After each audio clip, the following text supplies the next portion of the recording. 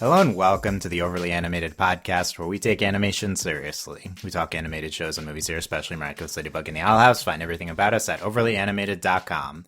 I am I forget what the adjective was from last podcast host. Oh, wait, I have it written down. Hold on. Yeah, what was it? You were the humble host. I'm the humble host, Dylan, and today I'm joined by whatever insult name the what? Brazen co-host Delaney. Hi, y'all. And the honest April, was that it? I mean, I'll take it. Okay. It was respectful, but then at some point we wanted it to be curious. Yeah, curious April. I threw a fit. Hi, everyone. Okay, yes, there you go. That's normal intro. This can be a perfectly normal podcast, don't worry. But it's here, the season 5 finale of Miraculous Ladybug. We are caught up. It's here. It aired parts 1 and 2 in the Disney US English dub release. We're going to be covering our reactions, hear everything we thought about all aspects of the Ladybug season 5 finale. Make sure you have seen all of season 5 of Miraculous Ladybug. There will be spoilers for all of season 5. No leak spoilers, anything beyond this. No idea if there are any real leaks or not. So just up to season 5. I mean, I guess there's one more episode in the season, but it's not important. What? Yeah, don't worry about it. We'll talk about it at the end. This is the end of the season. This is chronologically, this is the end of the season. And we have not seen the movie. And we have not seen the movie, so no movie spoilers. That will be coming potentially next. But we are caught up to the world. Thank you guys. You guys can unleash all your thoughts on the end of the season now. Everything you were holding back, except for the movie. But we're going to talk about the final day, parts 1 and 2, Conformation, and Re-Creation. Terrible episode names. Yeah, I mean the whole season, but Recreation. I understand why it's called that. But there we go. There's obviously a lot to get into here. But what are the biggest kind of reactions? Delaney, would you like to go first or defer to April? I'll go first. Y'all ain't ready though. Okay. What were your reactions to the finale, Delaney? Okay, so I don't want to say I didn't like, I'm not going to say anything like these episodes were bad, because I don't think that's true. I will say I did not have a positive reaction to the finale. I mean, I think there are good parts. Like, I don't, like, these are good episodes, I guess I should say. Me not liking it doesn't mean the episode's bad. But I'm not satisfied with the ending at all. I kind of got to the point where I'm like, why did we do all this? What was the point? What was the thing you were? Was there one big thing you were unsatisfied we did not get? That we did not get? Yeah. Or was it multiple things? So the fact that we are going into the next season without Adrian knowing that he's a Sentimonster and now I'm like, now we're at the part where I'm like, is he just not a Sentimonster? Or like, no. Don't worry. Is that what they've decided? Or like the fact that like it's really annoying that they keep being vague about it. Like the fact that like even Gabriel was I'm like, you're about to die and you're being vague. I hate you. So that was annoying. So yeah, that's the big thing I'm upset. I mean, we basically got everything else. Wait, what? We did? Well, we got. What about the identity reveal? So we did get. And we got 2 identity reveals. Yeah, just not the main ones we were looking for. Not the ones we wanted. Not the big ones. I will say, Marinette being yanked out of a cabinet and him being like, oh my god, it's you. Hilarious. That's so funny. There are some really great moments that I really enjoyed in both of these episodes, but I'm really dissatisfied with the wish. Okay. Oh, the best things, though, are Tikki and Plog's terrifying, abstract true forms. That's, like, the best thing that's ever happened in Ladybug. This is, like, the greatest, most amazing, terrible, like, they're so scarier now. It's so good. Yeah, should they be like that all the time next season? Yes. And then also they're, like, we got, like, a Steven Universe fusion. Like, everything is great. Like... So that part of the wish, awesome. That was so good. But we'll talk about it more. But like I wasn't even like freaking out watching these episodes. I was just sitting there like, what, the whole time. Because, how many pauses?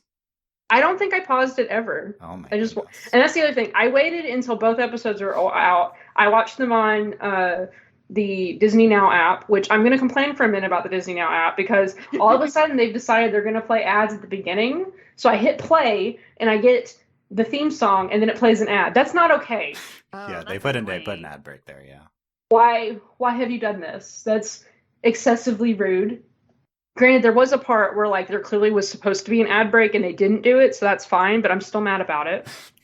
Okay. Yeah. Okay, there you go. Delaney's reactions. Yeah, they do front load the ads on demand in that. It's true. I was irritated. I was like, excuse?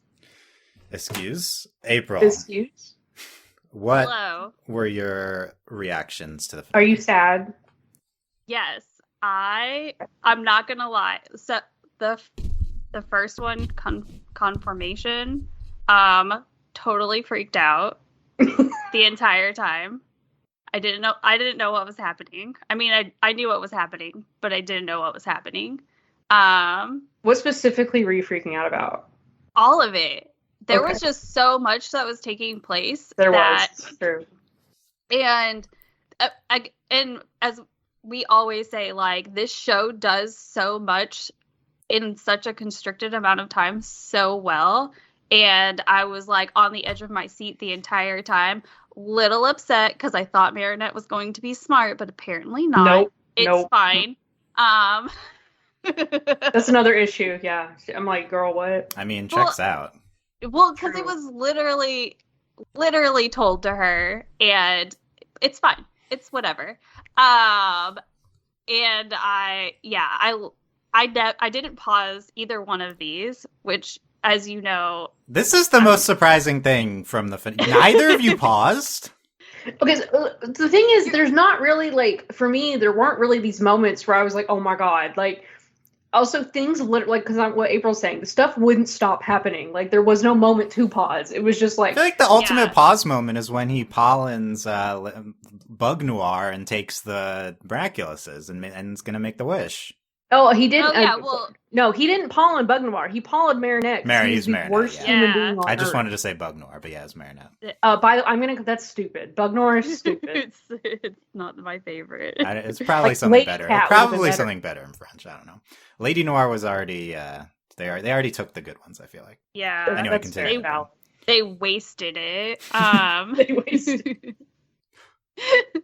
No, but like, yeah, no pausing, because I was just like, I was fully immersed in the experience of both episodes. Oh, I had to pause in the first episode. I lied. I had to pause to take the dog out, and I was mad. I was like, I don't have time for you. I am dealing with their ladybugs. I'm outside, making sure I'm not about to get attacked. Like, no, I warned Emma. I was like, buckle up, baby. We're watching these episodes. Buckle up, and baby. She was just like, cuddles, and I was like, yeah, we're gonna cuddle. I can't watch anything with Amber. She's like, nope.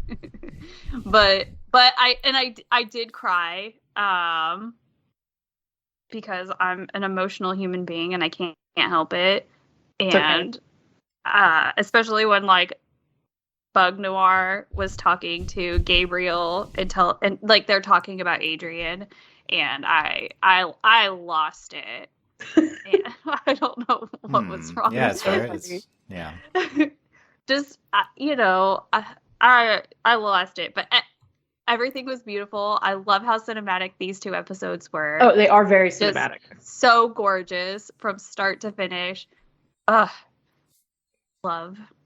So much love. Love. Okay. Yeah. There's so much to get into. I am actually extremely positive about this finale. I will say it has taken me the course of these past 2 days of like 4 watches and preparing for this podcast to arrive at a really good place about almost everything that happened. It's hard. I understand that, because after the first one, I like first watched through, I was just like stunned. So Delaney's on like one watch, right? And I do think I was the most like, where's the identity reveal after the first watch? So I think that's relevant. Not that necessarily that will go away. I think it'll depend person to person, right? But yeah, I think that there's a few things that I'm like unsatisfied by, but there's kind of a caveat to every single one. I really feel like I understand why the show did almost everything it's doing in this finale. I can go over that, but the part one is, I think, really good, but there's a lot about this Perfect Alliance plan, which I think is the least interesting part of the finale. It's still like fun and It's everything. such a lazy plan. I love it. We'll go through the plan step by step, probably towards the end. Not that important, but part one's good. Not to me as good as the best part one ever, which was the season 3 part one because of the throuple. But there's a few like iconic scenes, 3 iconic scenes in part 1 though, and they learned both of their identities. Part 2, start to finish, incredibly gorgeous. I agree, cinematic. Everything, every line and shot seemed meticulously constructed. So much grit. The face off between Bug Noir and Monarch was incredible. Some of the best dialogue we've gotten from Monarch. They take the fight into the dead wife garden. And I was like, wow. Yeah. I didn't even consider that this would be the climactic location and it's so brilliant. And I love that. I'll talk more about that. Like Marinette deconstructs the dead wife garden and how she defeats Monarch.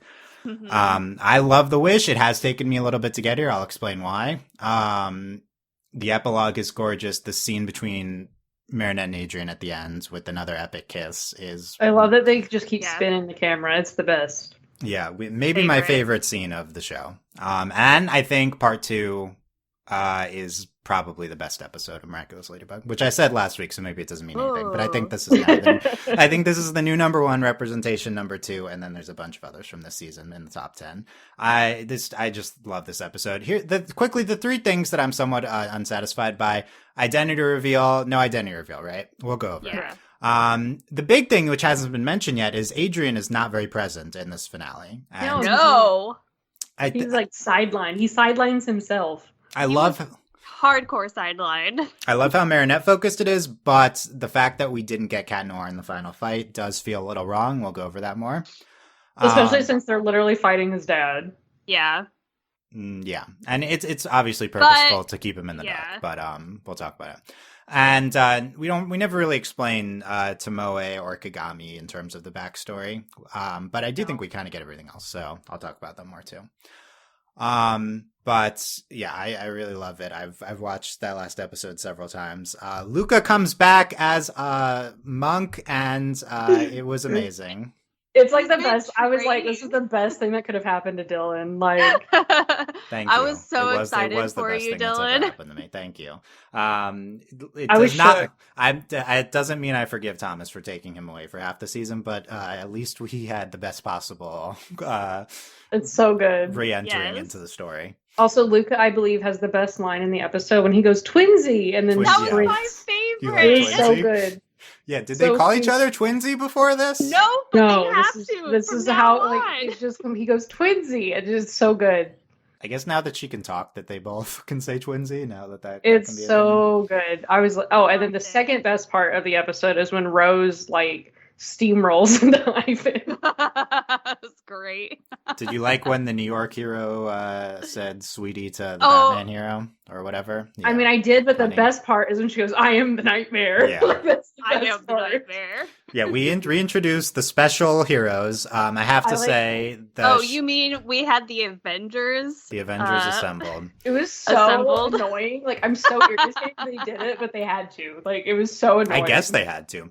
I have to say, I think the show did it tremendously well. They reintroduced the relevant information, I think, in a very concise way. Thank God they said the prodigious. I was like, who is this? I completely forgot. No, really. It's the best written episode of Ladybug. They're so careful about everything that comes in the I was like, thank God. I completely forgot everything that happened. Everything with New York, I'm like, who are all these people? Yeah, I was like, who are they? And I was like, right, they're gay. That's all I remember. Yeah, and I remember that she's her mom. It's all there. And then one's her best friend. Yeah.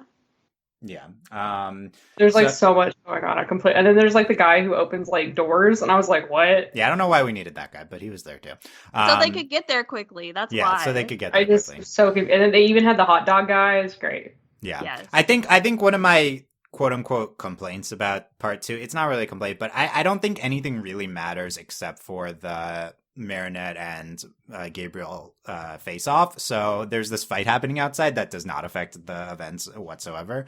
Right. But it's cool to see. I think it's nice in like the context of like these are all of Marinette's closest friends, and they clearly have ladybugs like they're there to back her up, and I think that's going to be important later because like they all have their miraculouses like, now. So yeah, we see the resistance in the finale, and that's going to transition back into the hero team. Yeah.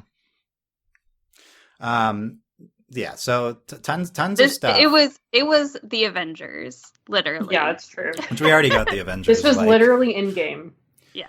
I guess we got the original Avengers in like seasons 2 or 3, I forget, and then this is like Endgame. Yeah, okay. Yeah. Except Marinette would have died then if it was Endgame or something. It's true. Yeah. Right. We did have one. Okay, so the big. Let's start here. Gabriel makes the wish, and he sacrifices himself to bring Emily back. Correct? And Delaney, any confusion on the fact that he wishes Emily back in place of himself?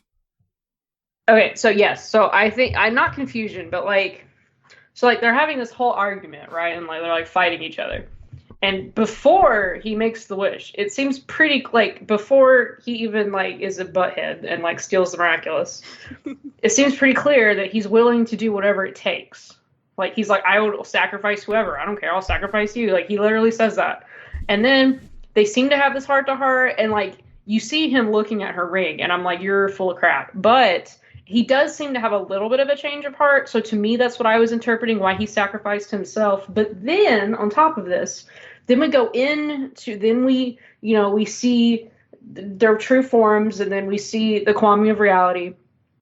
And then, so these are like questions. So they're like, what do you want? Yeah. He starts talking.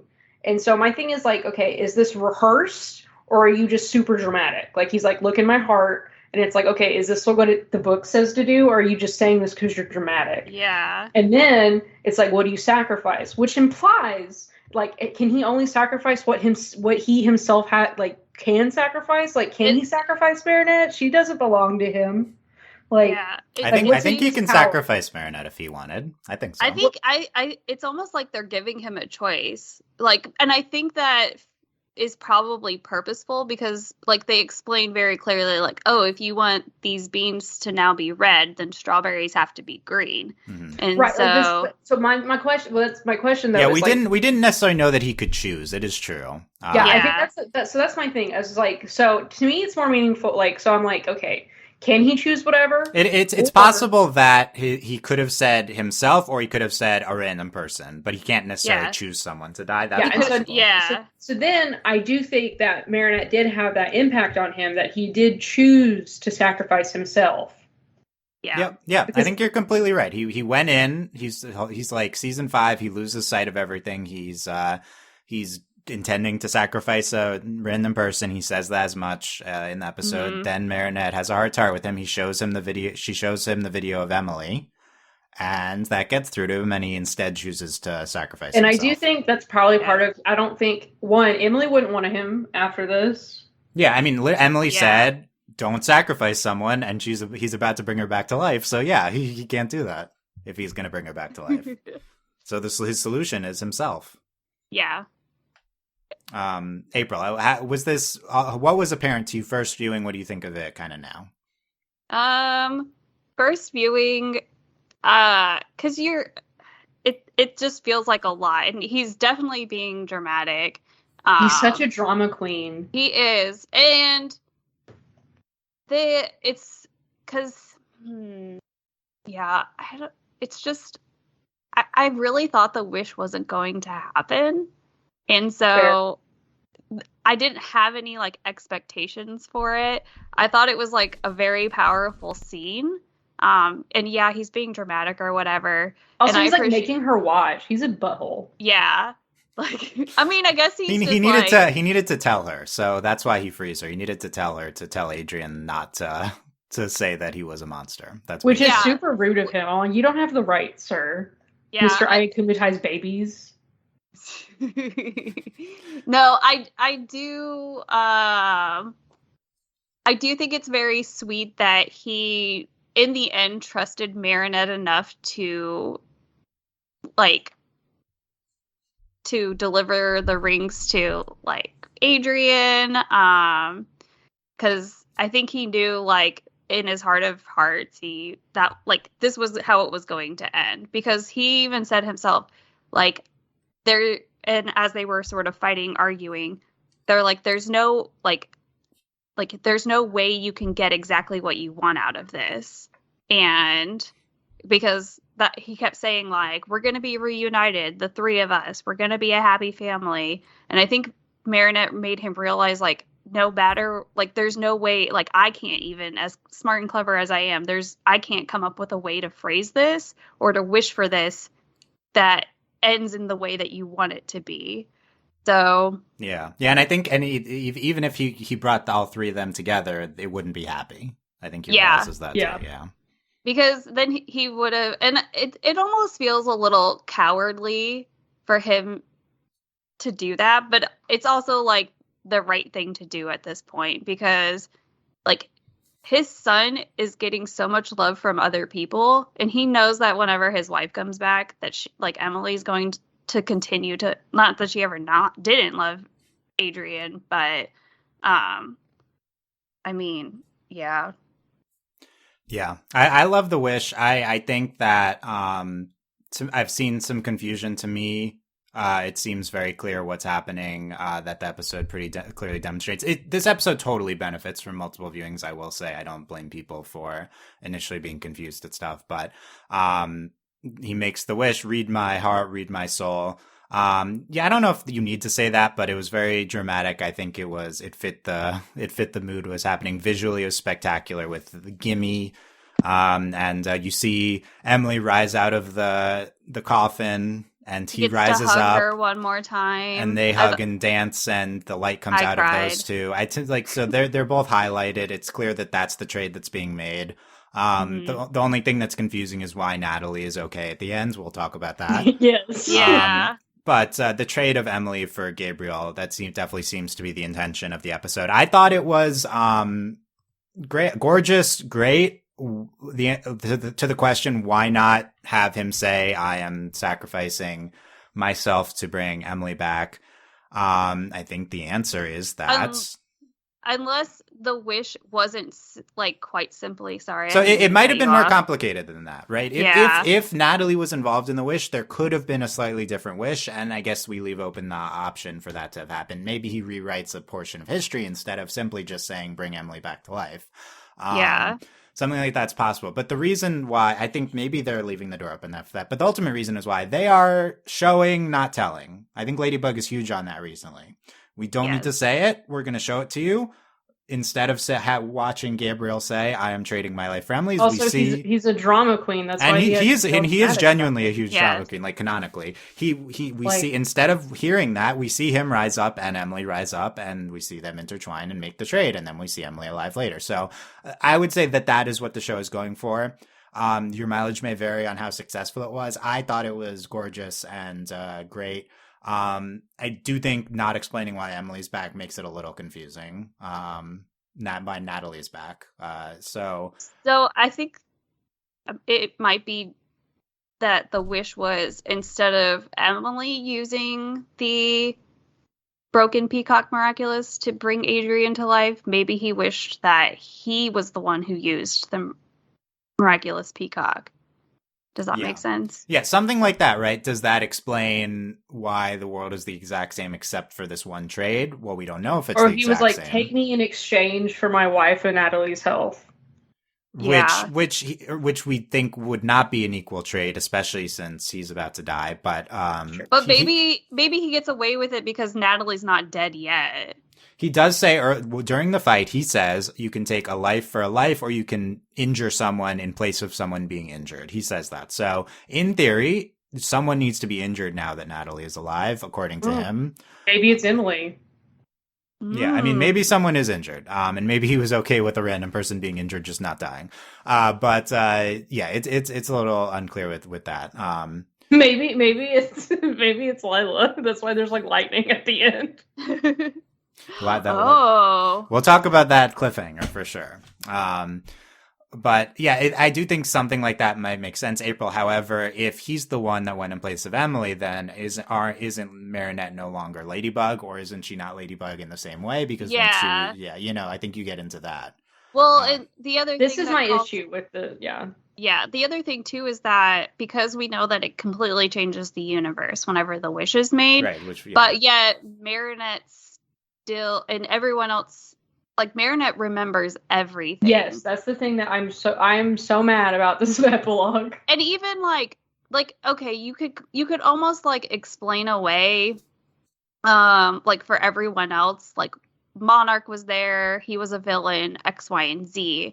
But like you would almost think that like is Marinette I guess immune because she's the holder of the miraculous, or she's the guardian, or this is why I'm saying that the show is not presenting that it is more complicated than anything other than Gabriel will die and Emily will come to life. That there's no rewriting of history. Yes, the universe gets remade, but it's the same universe with the same memory.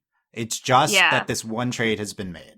So yes, of course, Marinette remembers. It's the exact same thing. I think that's very simply what they're going for here. I hate it. I'm mad. Or because she was there when the wish was made. Yeah, but I know I know that from other media that we are kind of conditioned to say that people will forget things when things change. But I don't think there's any reason that has to happen, given that what they have said in this episode and in the past. Like, just because the world gets remade, it doesn't mean that the world is remade where Gabriel always was dead and Emily was always alive. I think this is just a world where Emily just came alive right now.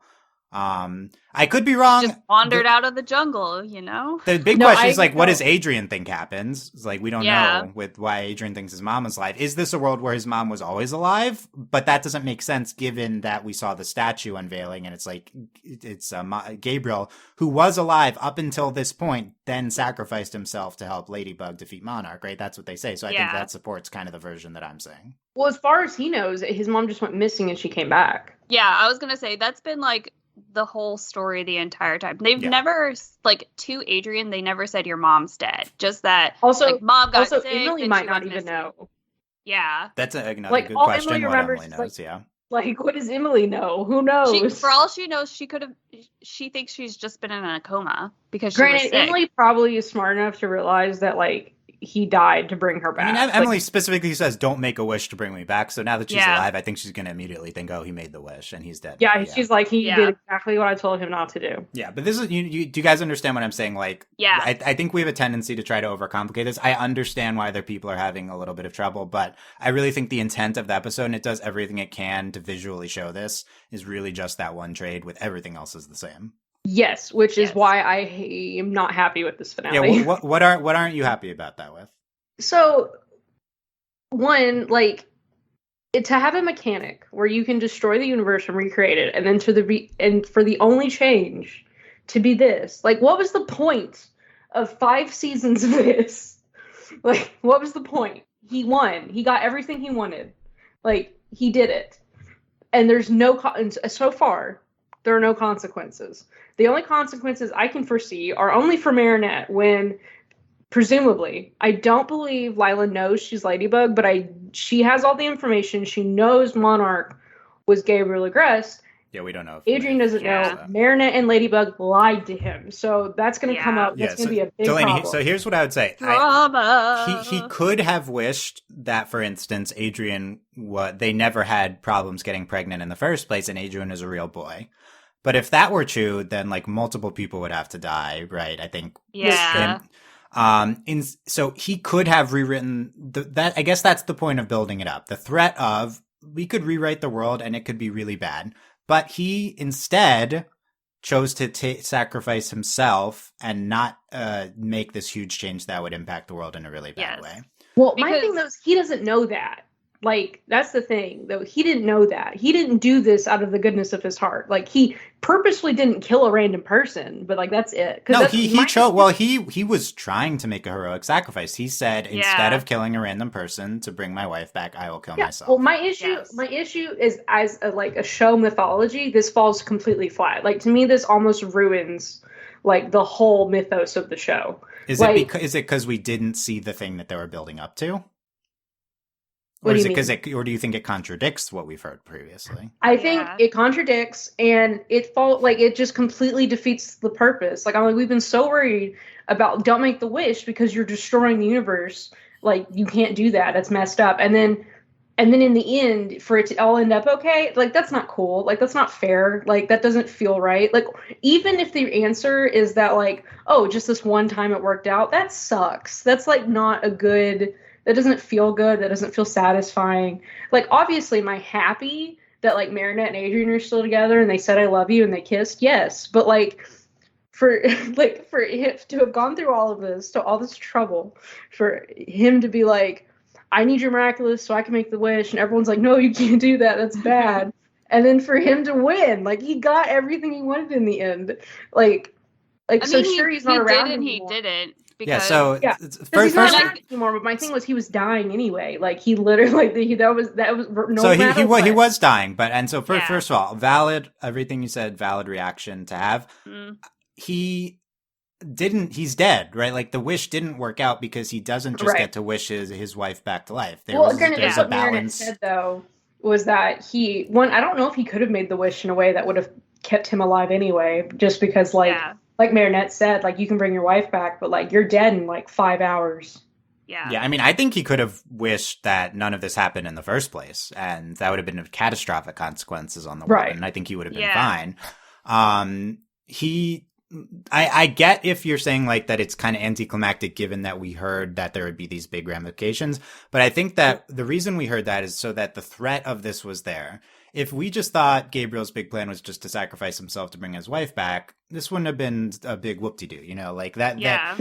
This is why he needs to kind of go off the rails this season. He's going to kill someone. He's going to bring his wife back, which, by the way, in 90% of adult media is, like, not a big deal. People die all the time, but on Ladybug is, like, a huge deal, which I think is very powerful. Like, Gabriel, the ultimate villain, it can't even kill one person to bring someone back. That would be too monstrous. And he realizes this, and he instead takes himself. So, like, the wish could have been catastrophic. Instead, he makes it so that it has the least impact possible. Just he has to go. Still has a negative impact, like, on Adrian, you know? Well, this is the problem, is that, like, so everything you said, I agree with. But the problem is, right now in this show, I have no proof that anything catastrophic could have happened. I mean, I guess that's the purpose of building it up, like showing these, ephemeral or whatever last season, showing these possibilities where we know that the world could go catastrophically wrong with the wish. We're building up stakes so that once we get to except that's the thing, when ephemeral's not a wish, though. We've gone through, we've seen what it would be like. Like, the issue was if they found out who each other were. Yeah, it's a separate thing. Yeah. But so that's my issue, is that right now, to me, there is no evidence that if anyone made the wish that it would be bad. Well, so I think what would have been bad is if he said, what do you want? Bring my wife back. What's the consequence? Just kill someone. I don't care. And that's bad. Yeah. Like, someone died. Yeah. You know? I agree. But then that's the other thing too, is with the wording, is that it's not clear to me that he could have done that. Yeah, I mean, I think, like we said, it's kind of unclear if he can kill a specific person, but certainly certainly the intent of the show is not that he needed to sacrifice himself. I think that it's clear that he kind of chose to do this as a lesser option. But the only thing is, because when they say, what do you sacrifice? Like, what is he allowed to sacrifice? Like, is it just stuff under his control? Right, I think he could have just said, well, just someone dies. Like, he could have said no sacrifice, and then Gimme would have said, no, someone has to die. Is there anyone in particular? And that would have been fine, but that didn't happen. That's my main issue, is it's anticlimactic, and we had all this build up, and it's like, what was the point of it all? If Now, granted, if we go into next season and there are clear consequences of this wish, other than just effing Marinette over, because that's what's going to happen because Lila. I guess the thing is, I want to make clear, is like, this was the good scenario, right? Like, this was, this was Marinette had an effect on him with her plea, and so he didn't do the bad thing. Yeah. And so this is like, the other thing that could have happened is he could have just not made the wish in the first place. That would have been maybe similar, but we get this, the reason that why probably would have been, I think that probably would have been the best scenario is if he did make the wish. Here's why you go do this exact scenario. You don't have to break the show. You can continue the show, but you can still see the wish happen. But also, it's like a good version of it. Like Marinette emotionally impacted him and to enough of an extent where he doesn't go through with the terrible thing he was about to do. Yeah. I feel what you're saying, but I don't think I don't think the world needs to be terribly impacted or anything. Like, Marinette won. Like, the good guys won. Like, she did win, but I don't know. It still feels like it just. It's to like me, it feels you think that Marinette's going to win, then you think Gabriel's going to win, then actually Marinette won because she got through to him. That's kind of what happened. What happened here? Well, the other thing too is that it's one of those like whoever won the war or is still alive at the end gets to write history, and so that's why like Marinette Ladybug gets to say, I defeated Hawkmoth, because no one's really going to know that Gabriel or like Hawkmoth made the wish. So, I don't know. Maybe there'll be like later consequences that we could continue. Yeah, that's but the like thing. Like, he lost. He wanted to live with his wife back. Right. Like, he lost. He lost. So he lost, but he also won. And the reason why, like, we say he was good at the end, that's for Adrian's sake. Like, so that's why Marinette goes through with that for Adrian's sake. That's the other thing that doesn't feel good is like he gets a statue, and I'm like, no, he sucked. Yeah, it is. I think that is how the world works. Well, but, it is. That's like, exactly what is I can't think of the name of the show. The Boys, how like Homelander or whatever. Yeah, he's like this like big huge superhero, but he's actually the worst person ever in the world, and like he has a statue of himself. It's almost like one of those situations, but not, because that's a completely different show. Because I think that's also like part of the struggle for like Marinette and Ladybug as being the hero, is that you sometimes have to make the sacrifices, like, because you want people to know what really happened, but at the same time, that might not be in the best interest of everyone. Well, there really isn't a benefit to revealing his identity, except the problem is, so I don't know what Lila knows and what she doesn't know. Like, she was there. She might have witnessed the wish. Yeah, maybe. Yeah. Like, she went down there at some point and got the bruise, so... Yeah. She could know everything. It's true. So we'll come back to Lila, but we're talking about Gabriel statue, himself dying. This is a big deal. It's a big topic as well. Our beloved Gabriel is dead, presumably, with a potential asterisk. I don't even feel bad. Like, he was such a jerk for like 2 seasons. I'm over it. He was a jerk for 1 season. He was fine before this season. He was fine. No, April was standing. April, you were standing Gabriel right up until this season, and then you've had a tumultuous relationship with him this season, and we were anticipating him dying. We've been saying, I'm just not over him being like, when I tried to be a good dad, I'm like, you sucked the whole time. He tried. You forget. He tried sometimes. He tried sometimes. He tried like 5%. He was a controlling jerkwad. Like, yeah, that's why he died. But he tried sometimes. That's why he died. That's the lesson of this That's story. What the show's saying, I think. But in the end, he did not the worst thing you could do. Did he do the right thing? Should he have made the wish at all? Questions, But he didn't do the worst thing in the end. April, as Gabriel Stan, at least coming into the season, we need to know how you are feeling after all the events that result in his death here. Friends and allies, we obviously gathered here to reflect on the events of the 2-part finale of the Miraculous Ladybug Season 5. But we're also here to mourn a remarkable man and a Did you formidable write this? adversary. It's written down. Are you reading? Gabriel Agreste was a man of many facets. She wrote this. The world He's reading. He was a renowned fashion designer, his creation gracing runways and magazine covers. His creativity knew no bounds, and when combined with advanced technology, literally drove the world crazy. Gabriel was known as a loving father who only wanted the best for his son Adrian, even if it meant faking his presence via hologram, cooking the worst pancakes in the world, or locking Adrian up in London. Behind the scenes, Gabriel was an enigmatic force behind Hawkmoth, orchestrating clever accumatizations throughout Paris in an attempt to steal jewelry and bring back his wife. His determination was undeniable, and his actions as our Hawk father kept us asking ourselves, what is wrong with this man? As he akumatized the same baby once again, purposefully upset those in his life, or threatened the world with space dumpsters. Monarch was a true testament to the depths of human resolve. The lines between good and bad are often blurred, but Gabriel managed to draw a thick and very clear line in the world of Paris. May his legacy serve as a reminder that even in our darkest moments, we can take advantage of the compassion given to us by our enemies, paralyze them, and finally make our world-altering wish. Monarch's story inspires the villain in us all. And when your greatest foe is a 14-year-old girl with a yo-yo and your son dressed as a cat, your dreams are within reach. We feel as though our own wishes could come true. As we celebrate the life and lunacy of Good Dad Gabe, aka Hawk Daddy, during this podcast, we could look forward to Season 6 and hope to reunite with him in the future via a flashback episode. May you find rest and peace, Monarch, amongst the butterflies in your own dead husband garden. Do we have a corpse? Dead husband. Oh man, if only. I don't think we have a body. We didn't see a body. Yeah, is there a body? The dead husband garden, as April predicted earlier this season. It's true. Oh man, what a beautiful. I can't believe you wrote this up and you've just been waiting this whole time. You were like, oh my god, it's time. I'm ready. Yeah, we kind of planned it. You were punked on this, Delaney, but.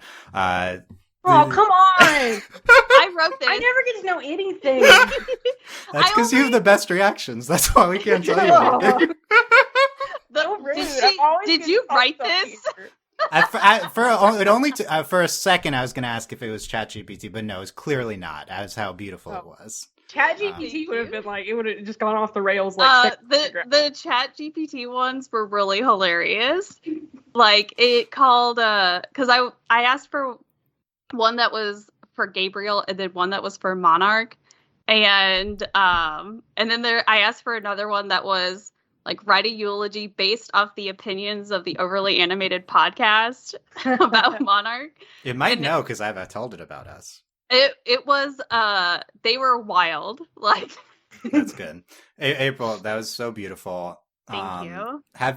In writing that, how were you processing your true feelings for our hollow dad? Look, he chose a butterfly for a reason because we got to watch him evolve and into like 3 different butterflies.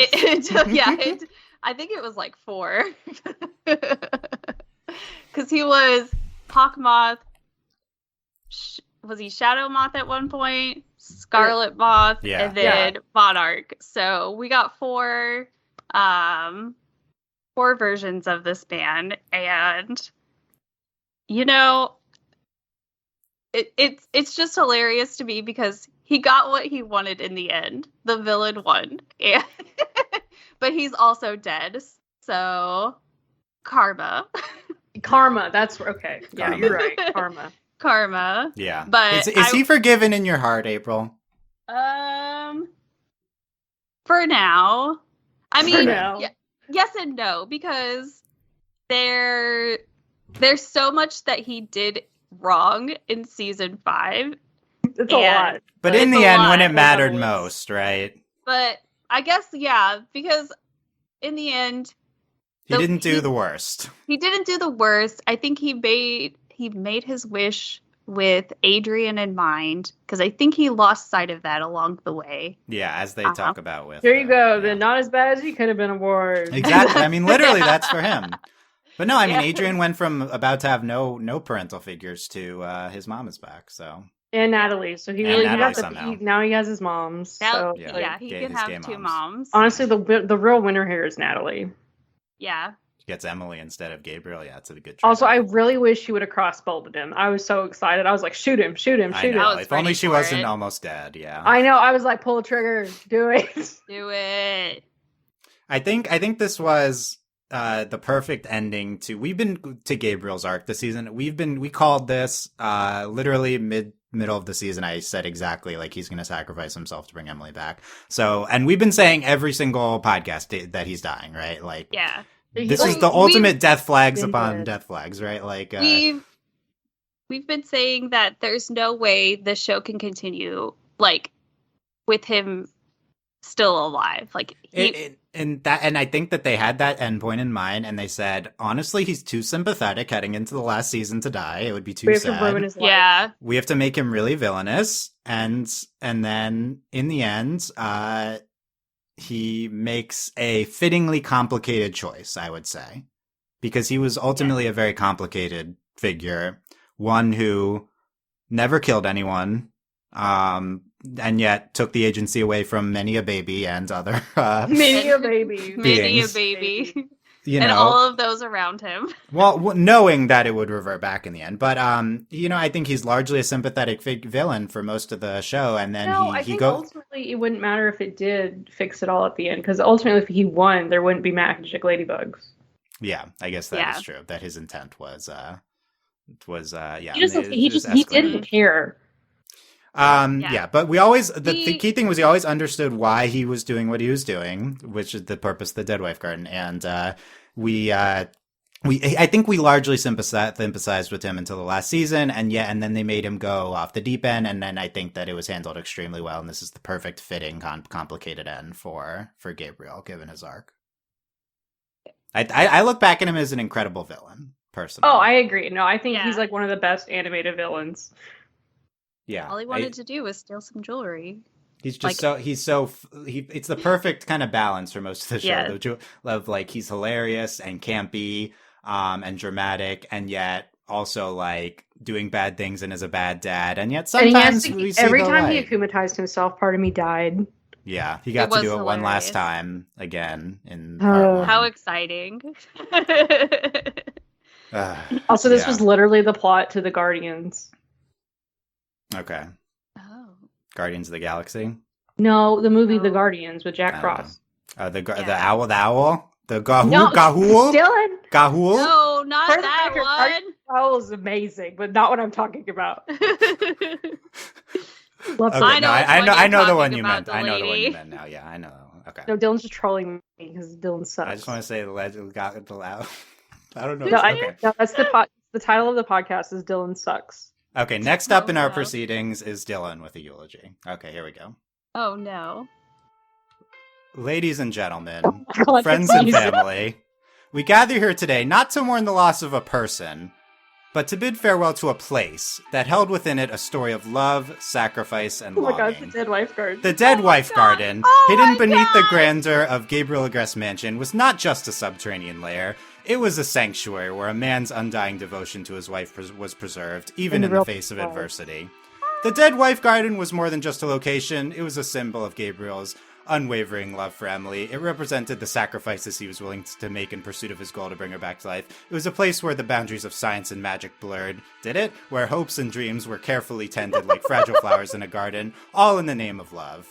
In the season 5 finale of Miraculous Ladybug, the Dead Wife Garden met its demise in a climactic battle between Bug Noir and Monarch.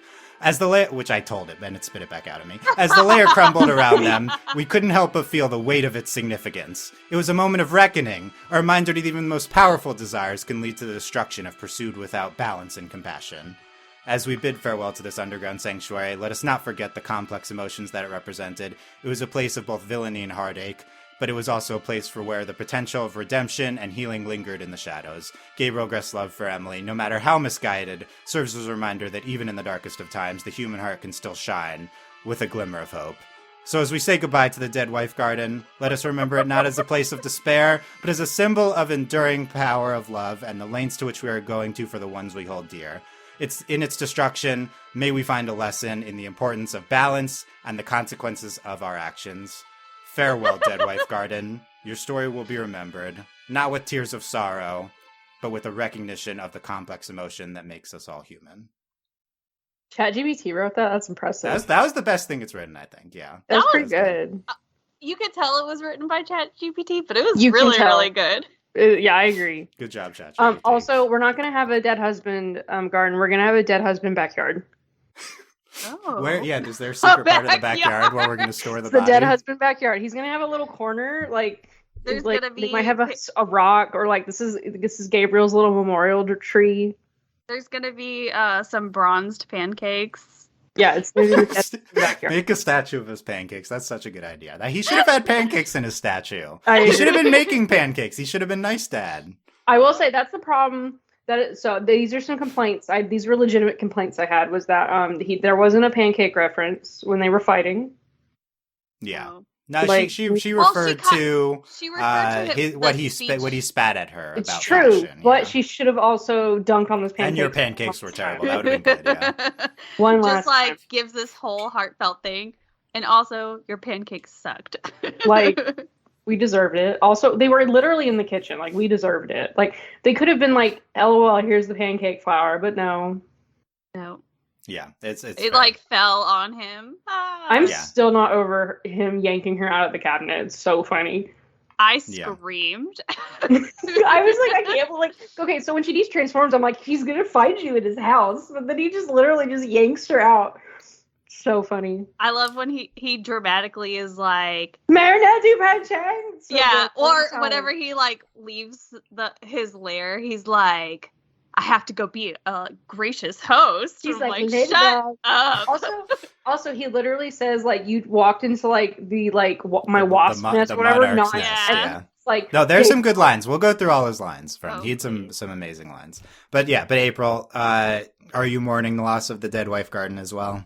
I am. I'm so upset. I have many questions in regards to the dead wife garden. Like, okay, obviously, like Marinette knows it's there, Natalie knows it's there, Lila knows it's there. Did Emily be like, wow? Yeah, was like, does Emily know that she was in a does she know about the dead wife garden? It's a good Did question. Adrian get to see yeah, it? There's a did- hole yeah, in his did- I don't Wait. think Adrian definitely didn't get to see it. No. I imagine that they're staying at the bourgeoisie hotel while their home Right. gets fixed up. And maybe like Natalie's overseeing it so that Adrian doesn't have to see the giant hole leading to the dead wife garden. Yeah, I mean, so let's quickly go over the fight in the dead wife garden, which I loved. I thought So good. What a great Yeah. use of space. no, and so Marinette is savage in this fight. He bangs her into the dead wife, and it is revealed, and she uses her being there and him needing to protect her as how to defeat him in the end. Yep. It's so good. I think I didn't anticipate how savage she would be. And she Also, right before that, she straight up tried to kill him. Like, she was going to cataclysm him. Yeah. yeah. I mean, he's already been cataclysmed. I mean, it was just kind of Yeah, the I mean, I final guess blow. it doesn't kill you, but maybe at this point. She uses the tube, cataclysms the tube so that is about to fall onto the coffin. And Yep. so he has to hold it up, and then she launches the staff to hit off his brooch. Yep. I thought it was brilliant. Everything there. Also, Just, the boomerang with glue. So good. It's Oh, yeah. the boomerang with glue to take the Miraculouses back again when she was going to throw it at the coffin. Mhm. This is the best location in Ladybug, and it was the perfect setting to completely deconstruct in the climactic fight of the show. Like, what a dramatic reveal to Marinette, too. Yeah. About Emily being there. Like, oh, it just played into it so well. I will say I'm not satisfied that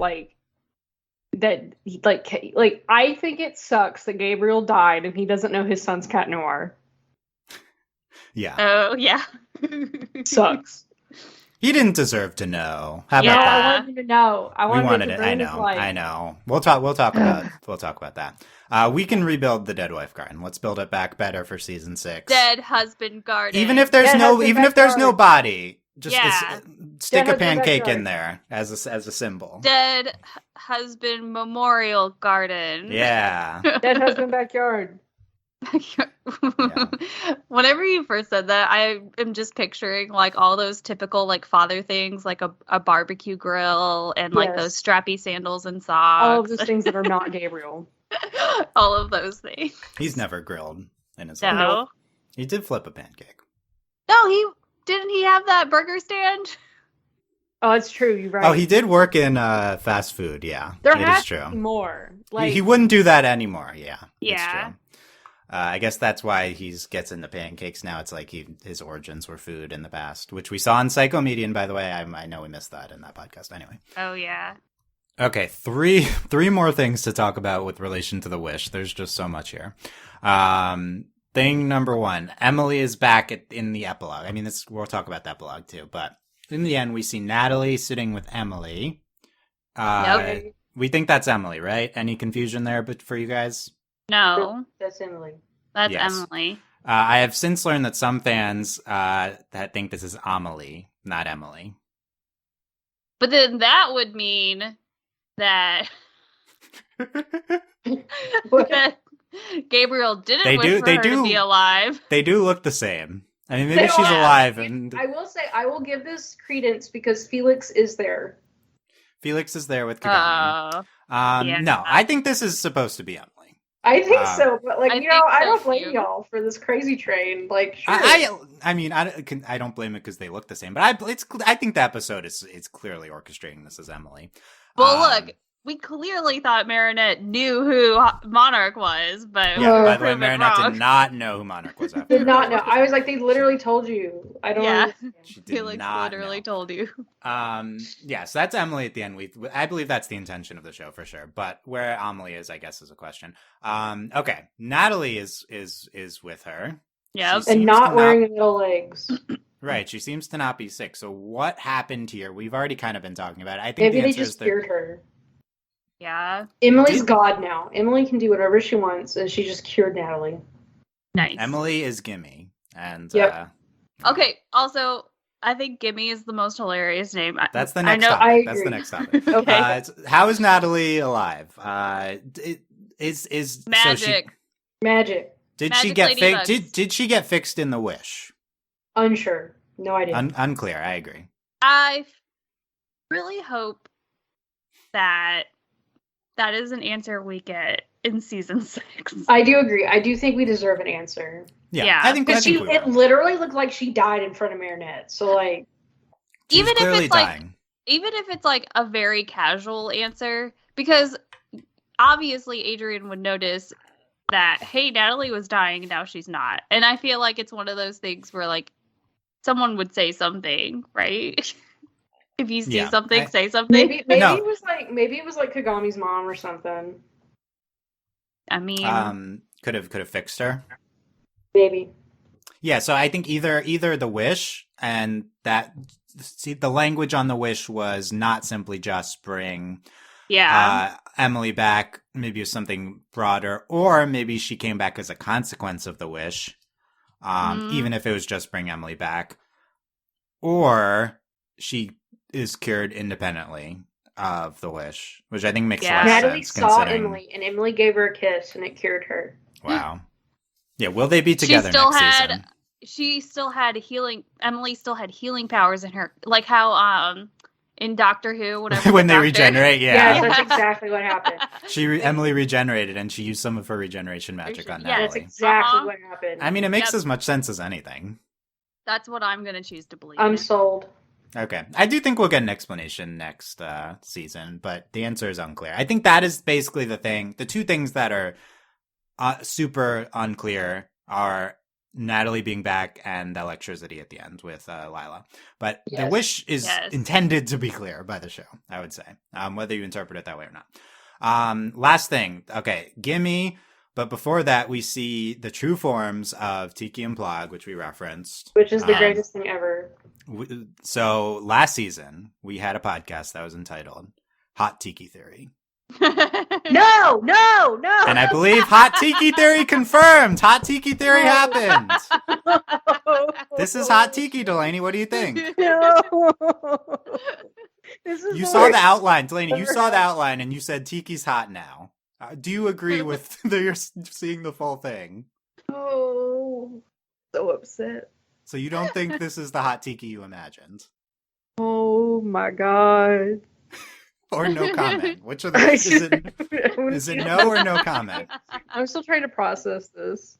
You last season you saw we saw the hints of this of her true form when in the Tikki's a glutton episode, right?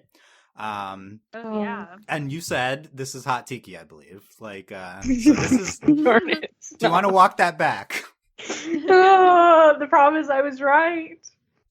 Oh, The so problem she's is hot. I Oh was wow. right. She's not hot. That's not No, okay, you said you were right. No, hot Tikki is it's the implication that matters, not the actuality of So you agree with the general? There is a larger Oh, form. yes. Okay, this is terrifying though. Like they look like the fact like one Plog's form's kind of scary.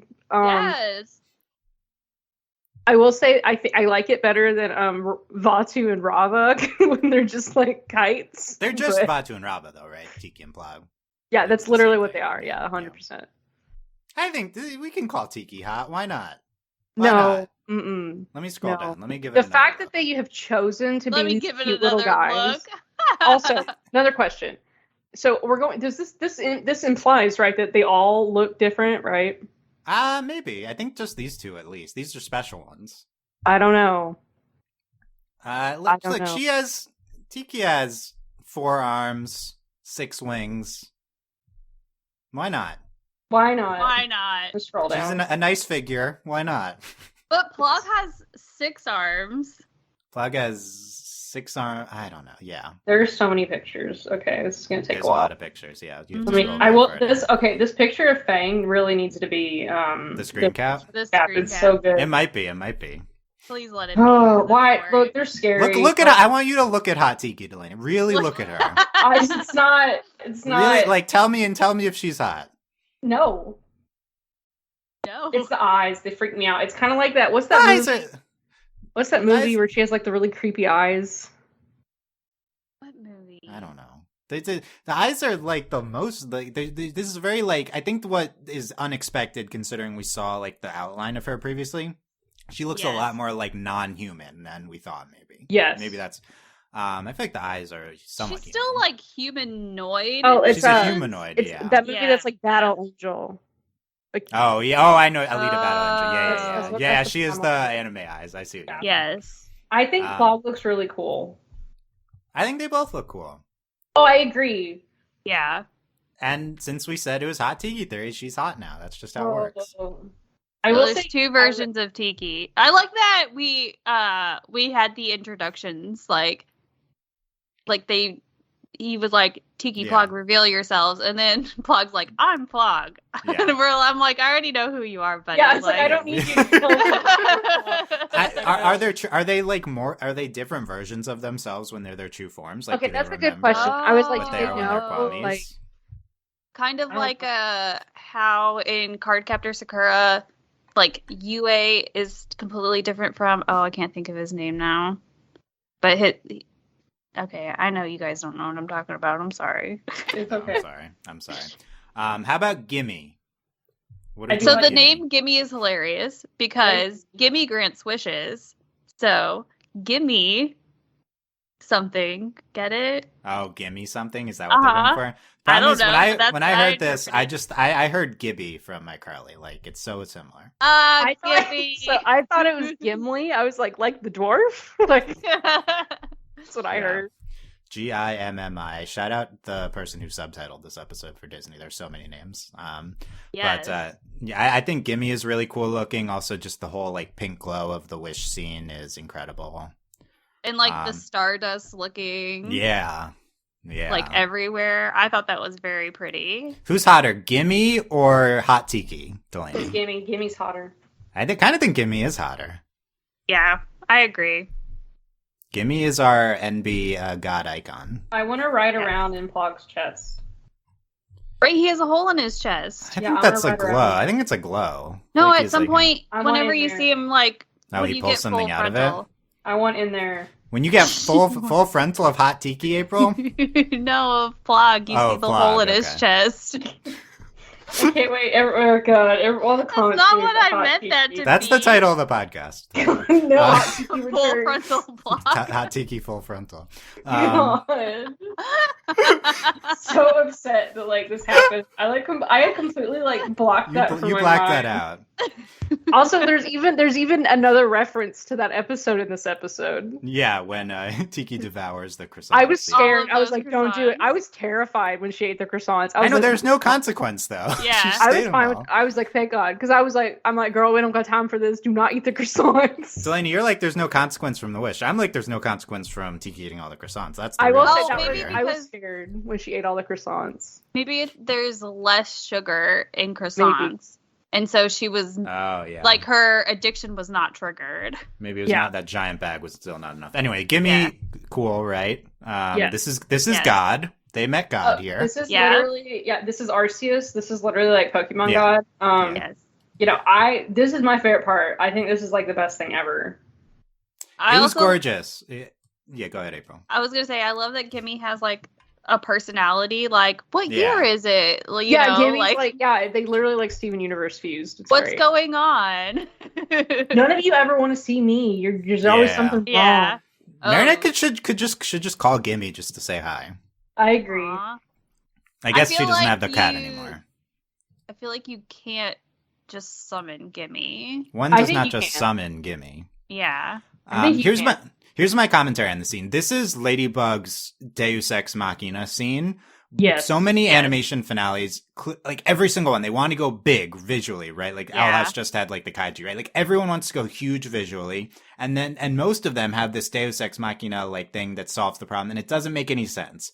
But Ladybug has been building up to this. This makes perfect sense to us. It's This has great. been It fits this in has been so perfectly. we know exactly what's. I mean, we didn't know Gimme specifically would appear, but this is magic that has been painstakingly explained. This is the benefit of having 5 26-episode seasons like Ladybug does. Yeah. In the But most also- ridiculous lore ever. But they've handled the lore really well, and so Ladybug gets to have its giant visual It scene earned without it being a dumb Deus Ex Machina. This was No. actually Like, really beautiful. good Deus Ex.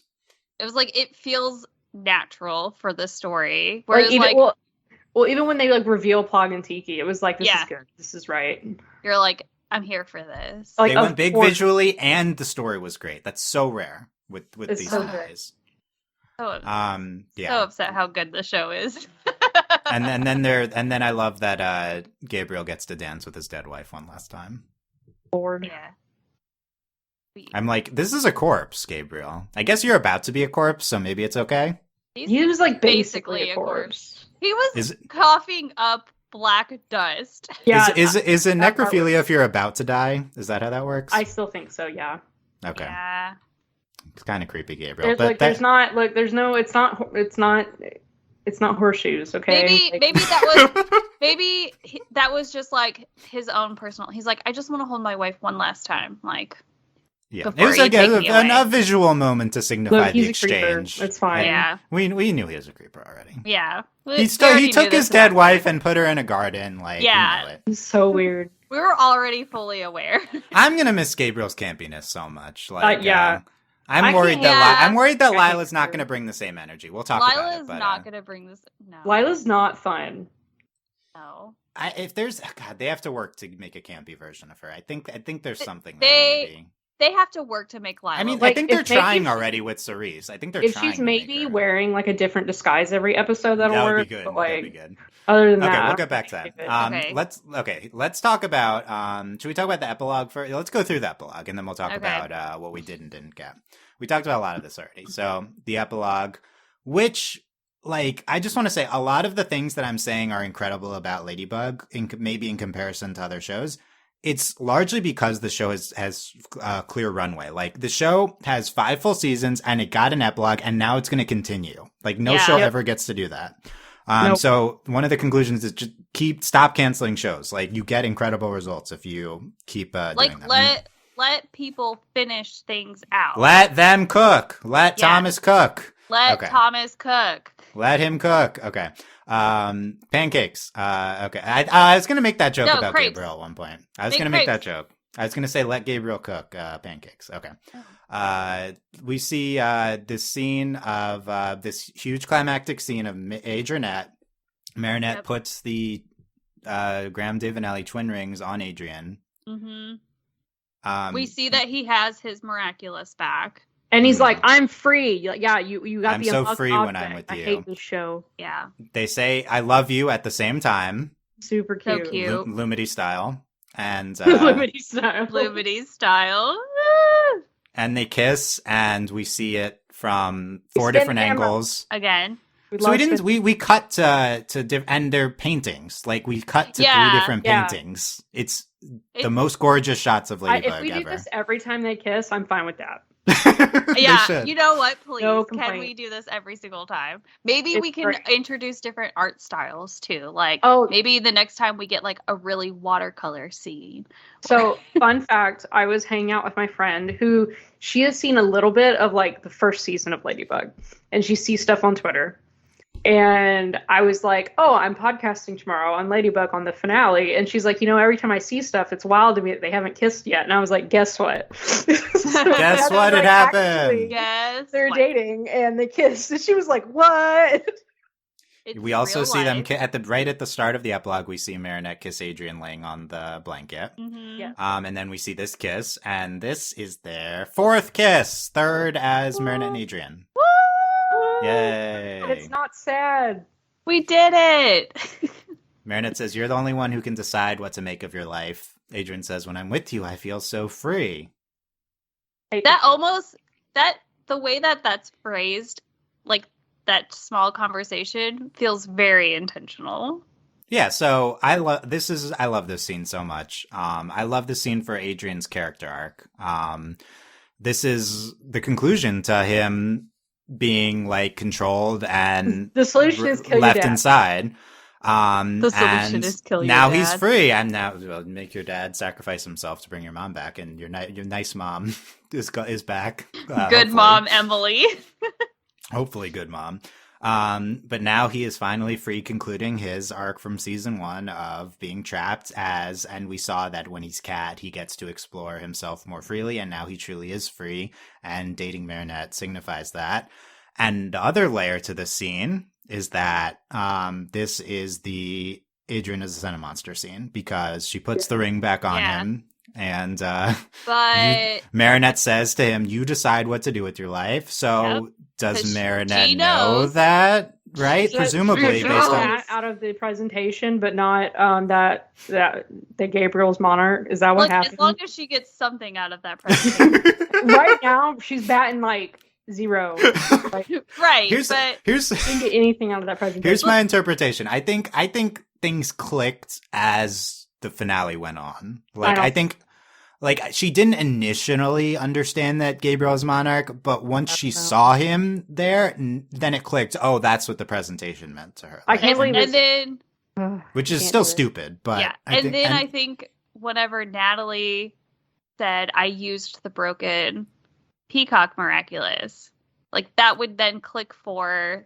And also Gabriel explains to her that we couldn't have kids, and Adrian was our miracle. I think they combine with the presentation, given what she says here. Also, it's weird because Gabriel's like, when I put him in her arms, like that's weird. That's a weird thing to say. Well, it's weird, but it's also not how births work. Well, you take the baby out and then put it in the mom's arms. I was gonna say, why I would think he it do makes it? sense. Well, because it was a maybe home she birth. was the person who created it, and then like she created it, and it plopped into his arms. It was just I think this is like the only thing that's kind of unclear. I think they Sentimonstered a baby into the womb. Like I think it was a real birth. Oh, What? Oh, yeah, I think a so. whole other thing. Okay. As long as we never go into detail about that, I'll accept it. Right? I don't think that's what happened, and I'm kind of uncomfortable now. But thanks. It's unclear. It's unclear. I agree, but that's the only thing that's unclear, I guess. But either Marinette knows or she is just talking about him as like her person, that she knows that he's free now. Either way, it's the same thing, which I could talk about now if we want. Well, I mean, but, also the thing is, he's free because his dad's dead. Because literally, his dad was like all of his problems. Yeah, and also he has personally, gone on a journey, and he has achieved a life where he's free now and has friends and has Marinette and. I think I was gonna say, and he's what is it? To what Marinette said in the destruction of the dead wife garden, that like Adrian has learned to live his life, and so that's like another part. Of it, exactly. He's learned to be free. He's learned to live alive. Of his own volition. Yeah. He's a real boy. So this is kind of addressing, like, they didn't say that Adrian's the Sentimonster, but I think it's relevant here when we're talking about this scene. So right before the podcast, watching this scene for the fourth time, it finally clicked for me what's happening here. And I am actually not upset that we didn't say that Adrian is the Sentimonster. And here's why. I mean, it took. I feel like I had a mind meld with Thomas right before the podcast, and I totally get what they're going for here now. Oh my god. So here's what's happening. Okay. The Adrian being a Sentimonster is primarily just a metaphor for his character arc of, like I said, he's repressed in the beginning, and now he's free. The fact that he's a Sentimonster is not the important part. The important part is the characterization he has gone on, and him learning to be free and live his free life.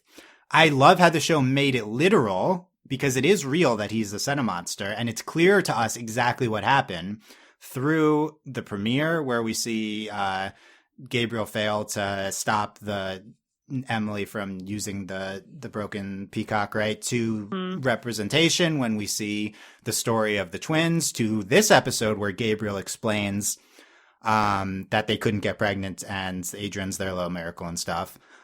We know exactly what happened. They made the Sentimonster baby. I guess we don't exactly know if it was like a literal human birth or not. But it's clear to us, but we don't need to ever say Adrian is a Sentimonster, because it doesn't matter.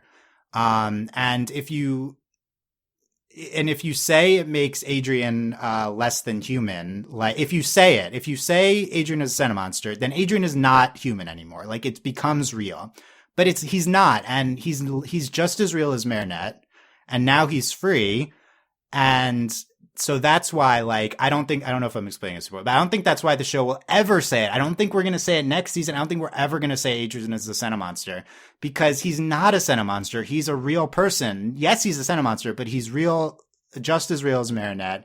And all of this was just to support his characterization. And the show is being intentional by not saying it, because this is them propping Adrian up as a legitimate human alongside Marinette. I like everything you said, but I do think they're going to say he's a Sentimonster. Up until like 2 hours ago, I thought so too. But I feel like it's, if it's purposeful, then maybe they'll just never say it. Maybe this is like, yeah. I don't know. I feel like there's something like, unless we're just going to stop it here, which that's fine, I guess. I kind of think we're done with Sentimonsters. I don't know. There's just something still with like Kagami's mom and Felix. Yeah, like that. I think there's still unresolved. Something with Kagami's mom. Yes, but we know everything that happened to Felix. We know everything that happened to Adrian, and Adrian. I mean, Adrian deserves to know, I guess. But to the audience, if we identify Adrian as a Sentimonster, then he's othered, and this is actually like a radical move by the show. Is like, we understand that he is an other, but he's not an other, and they're supporting that by not saying it to confirm the othering. Yeah, that's kind of another way of saying it. I really like everything that you said. My only concern is that Lila knows all of these secrets now. That's true. And like, she might know. Yes, and because we only know some of the things she knows. We don't know everything that she knows. And who knows what else is on that laptop that she stole from Tomoe. but I feel like the Adrian being a Sentimonster thing, for me, I don't feel like it takes away from him being human or him being real.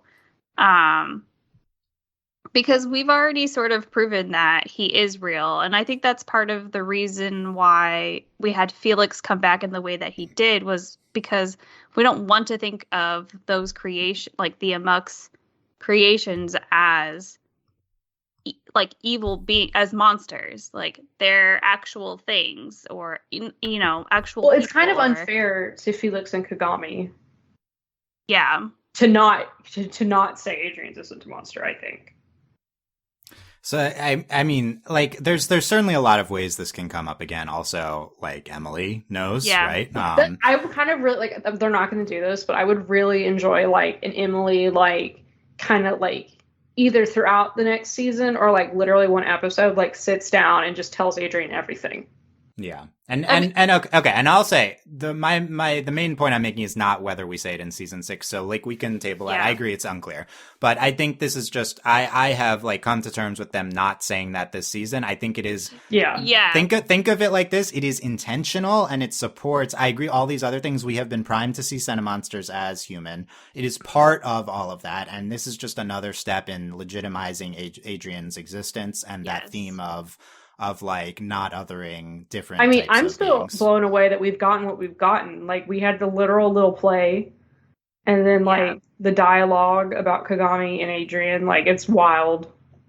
Yeah, so to me, I said last podcast, if we don't get the full backstory, I'm going to be upset. I don't feel that way anymore. First of all, we did get more backstory. I do think Gabriel talking to Marinette with the sketch drawings was a version of the Emily and Gabriel backstory. It didn't tell us anything we don't know, but we did get Gabriel talking about what happened. Well, that's the thing. I don't know. Like, my thing is, like, we've been told everything. The only thing they haven't done is come out and say he's a Sentimonster. Yeah. Right, and so that's what I'm saying. Right, so that's what I'm saying here is, like, they did that on purpose, and it's not to be cagey. It's for thematic effect. Yes. You can agree with it or disagree with it, but I think that this is what they're trying to do. Well, I was going to say, it also leaves something to come back to revisit or to use later on. They're like, we killed Gabriel. We got to. Yeah. I think the biggest thing that's open is Adrian doesn't know it. I think saying it to the audience is not a thing because the show has confirmed it to us. Because we don't need them to tell us. But here's the thing. Here's the primary point I want to make, because I think some people are struggling with a lot of things here. You don't need to say the exact words of something in order for something to be explicitly presented to the audience. Yes, agreed. I think this is true of The Wish and of Adrian being a Sentimonster. To me, both were clear. They were explicit. Adrian being a Sentimonster even more so than The Wish, because we saw it so many times this season. It is explicitly presented to us. You don't need to say the exact words. Now, it is certainly annoying to not do it, so you better have a good reason not to. And I think this is a really good reason. I think that at the very least for Adrian being a Sentimonster, to me, for the thematic reasons they're doing it. I think I'm absolutely okay with them, with it not being a huge topic of discussion in the finale. I agree. I'm very satisfied with that. But I also like that, like, I agree that, this is kind of like part of Adrian's arc as a character, but this also opens up another arc for him so that the show can continue on. That's a great point, that his primary character arc is done. Yeah. So where does he go from here? And there's all this runway of him learning about his past, learning what happened to his mom. Yeah. I think that's a great point. I think that opens up a really great new chapter for a character that we're already attached to, that we already care for. And that's why I'm not upset about it, is because I'm looking forward to seeing now this part of Adrian's life, especially because it feels very obvious that Marinette knows, or like the thing that's why I said it feels. I don't know. It feels like Marinette knows. At least in this scene, it feels. I can't trust her. I don't know. Like, certainly, she's not proven that she can't trust anyone. Look, if season 5 taught us anything, we can't trust anybody. But I like that that this is because this opens up like the character arc for Adrian. It opens up another character arc for Marinette. And her dealing with, I mean, even just keeping the information that Gabriel was Monarch. And well, this kind of closes the whole Guardian arc. Yeah. This is the end of this part of Miraculous Ladybug, right? Yeah. This is what we've been. But we have so many more openings now too. Which I think is kind of the fun part of this finale. There's a lot heading into next season. That's like, and it's not even necessarily that Ladybug did everything so well. It's the fact that we get to end this arc and we get to continue the show. Mm-hmm. Like, that's the benefit of doing such a long form. And let me I will say, if the show ended right now, I wouldn't be upset. It would be a good ending. Yeah. To say this one more time, just in case it hasn't clicked for people, just because I don't think I've said it super well. Like, you don't need to say that Adrian is a Sentimonster because he's not a Sentimonster. He's a sentient being just the same as everyone else. Also, he's a Sentimonster, but that's not what's important, right? Like, he's not a Sentimonster. That's why you don't need to say it. It legitimizes that. Okay. Again, not saying you have to agree with how it was done, but I'm just trying to make the point clear. But yeah, and I think that cements with this scene with Marinette and Adrian. That's why it's like, this is an incredible Marinette and Adrian scene, and it cements the conclusion of this character arc for Adrian, and cements the fact of what the show is doing with him being a Sentimonster. It's like, oh, it was all tied up in this journey that he's been going through, and now he has arrived. That's everything that scene does for me. I feel so free when I'm with you, he says. Okay, anything else on the scene? So let's talk about other things in that blog. We talked about Emily and Natalie being alive. I think we covered. Everyone's hanging out at the mansion, so I guess now that Gabriel's not there, they can hang out outside at the egress mansion. They can. We have Mayor Bustier has been elected. Delaney. You had the baby! We had the baby! Baby Harmony. Finally, his baby. Finally. What did you was that your biggest reaction to the finale, Delaney? Was she had the baby? No. Sad. But I'm happy she had the baby. I was very happy. What a journey we've been on with Miss Bustier to being pregnant for so many seasons, because the show takes place over the course of several months. Apparently. Like 9 months. Exactly, 9 months. The funny thing to me was they were like, it's summer in Paris. Now there's tourists. I'm like, I like how you act like no one ever goes to Paris. I know, that's yeah. Mayor Bustier has implemented the eco rule in Paris. Okay, this is the other thing. Okay, I'm sorry. This is the other thing that's making me irritated. They're like, Gabriel's dead. So on top of that, they're like, Emily's back, and also we perfected Paris. Like, it's just so, this epilogue is so annoying to me. Like, it is. Is it too much for you? It's too much. Like, they're like, everything's happy and perfect. The world. Delaney, this is Thomas's ideal eco-socialist Paris. That's what happens here. That's fine, and I love it, but like as an epilogue, it's making me insane. It's so idealized, right? I love it for that then reason, they're like, we're making a new school, and here's the other thing: they're like, we're making this new school, and its only purpose is so that it doesn't matter that they're going to high school; they can all be together. That's true, but also I kind of like the vision. I also don't like that there's classes and grades and stuff. So I kind of yes, I agree. But again, as combining all of this with the wish, like it's literally like Gabriel died and it made the world better. Like this is literally like. Well, are you interpreting the wish that it actually did affect the world beyond just Gabriel? I think it's hard not to interpret it that way when this is what happens. It's interesting because the epilogue is presented in visually in like this very like angelic kind of way. Yeah, that's the thing. Like this is what like kicked me over the edge. Like I was like really close to the edge, and then this part just like launched me. Like it's. I have like a lot of issues with the epilogue. Like now, if we like start the next season and Paris is on fire, I'll be like, yes, this is right. But, I mean, I think we're going back to like akumenizations at least. Oh, absolutely. Yeah. Like, I'm just like, what? Like it's the eco world, Delaney. There's no cars in Paris anymore. There's space what are dumpsters. Gonna throw? What are we gonna do? This alters the dynamics of all of our fights. You know how often Ladybug and Cat Noir have to like move a car? Like it's all the time. It's so true. I don't know. It is a lot. I get it. I love it as like Ladybug has been like towing the environmentalist over the top line all show, and it's like, it's the finale. I am going whole ham with, this is the ideal world that we envision for Paris, with our gay mayor and our socialist collective school and stuff. This being after they have their comrade communist revolution the whole season. It's so like over the top, like leftist, and an incredible. Like, I love it personally. It is I a lot. believe this is part of the wish. Like, this is that. It's hard not to interpret it that way. It like, it gives you the feeling of that. Yeah. I think that's what they're going for. This is like post wish haze. Is it literal? How is this? Like, I think it's clearly literal, but how much of this is a result of a new world? How much of this is, and I think similar to, you're gonna hate this, similar to Adrian being a Sentimonster and Adrian's character arc, it's all one and the same. Post Wish Paris combined with the revolution that the people went on and Mayor Bustier being elected.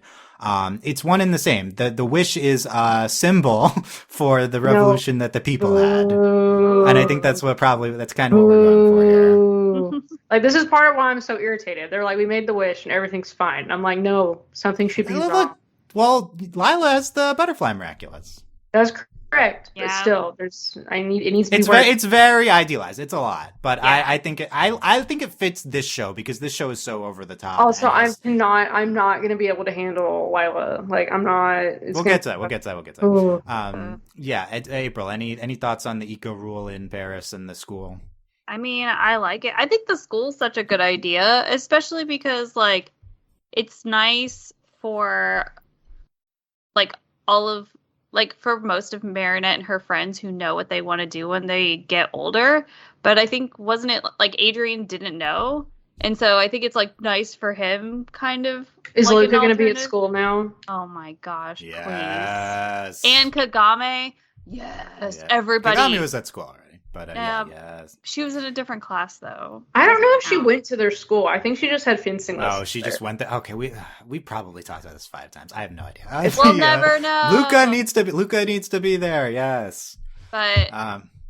but I like that idea of the school, because, man, I hated it in high school whenever they were like, what do you want to do with your life? And I'm like, I'm 17. I have no idea. Like, why are you asking? I would me? like to make it clear, if it wasn't, that, like, I'm not opposed to these ideas that have happened. I'm just upset with the show. I think they get it. Yeah, I think. Like, But that Paradise also awesome, but, like, the rest of this, like, that also lends way for more creative villainy, because if they live in this, like, great new society, like, what is more she ways gonna to do? screw it up. yeah, Yeah. there's What more is she ways gonna to do? screw it up. It And would be.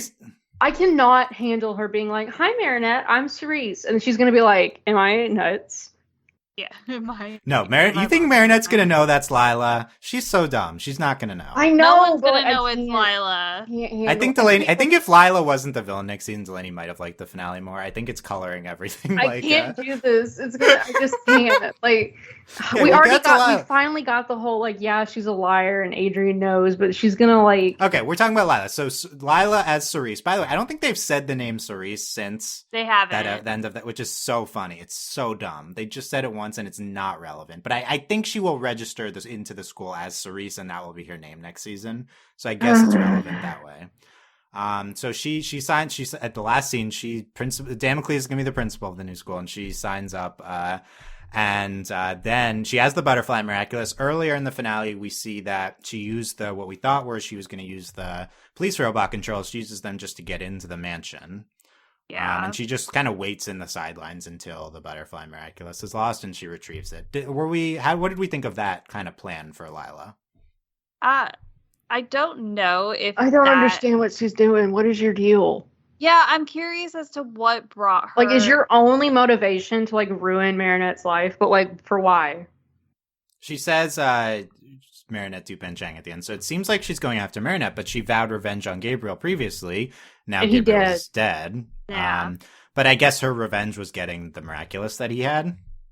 I don't understand. I think what happened with Lila was not, like, plot-wise, not the most satisfying, but thematically, like, she waited in the wings. She emerged. Like, I think it's okay. But yeah, it's like okay, but they're gonna have to do a lot of work to make Lila as the villain work? Like, we've discussed. Yeah, let's talk about that. So before. we were very skeptical earlier this season that Lila would be the villain next season because we don't know anything about her, and I think that's still mostly true. However, I think over the past 10 episodes, the show has done a lot of work in building up the threat of Lila. They've made it into the, they've really, she's character-wise, she's still not there. Like, she's no Gabriel, like, character-wise, for sure. Like, her motivations and stuff. I mean, right now, her motivation is she hates Marinette, and she's absolutely insane. Like, that's all we got. But in terms of, like, her as a threat, I think that they properly built her up. So I think that at least they did a good job there. She's a threat, but we just don't know to what extent. And I think that there's a few other things in play though that might make this more palatable. So we see the last thing we see is there's this blue electricity from behind Cerise, and by the way, she puts on a new disguise in the beginning of the finale. Why? And then she sneaks into the mansion, and no one sees her. And then at the end of the finale, she's back to her Cerise disguise. So it didn't matter at all that she doesn't make that any sense. She just likes wearing disguises. Delaney, what was your reaction as to what was happening at the very end of the episode? What was your first thought? Well, I was like, yeah, get her. But whatever it is, get her. Get her. I think it's Alex. Alex, you think this is Alex Bunnix is blue associated? I don't think we've seen electricity like that. I don't know. I think that's what it is. Interesting. Also, yay, Alex can come back from being trapped in the space-time continuum. Yay! Is that true? Can she come back now? I guess now that Monarch's gone, yeah. Yeah, she's back.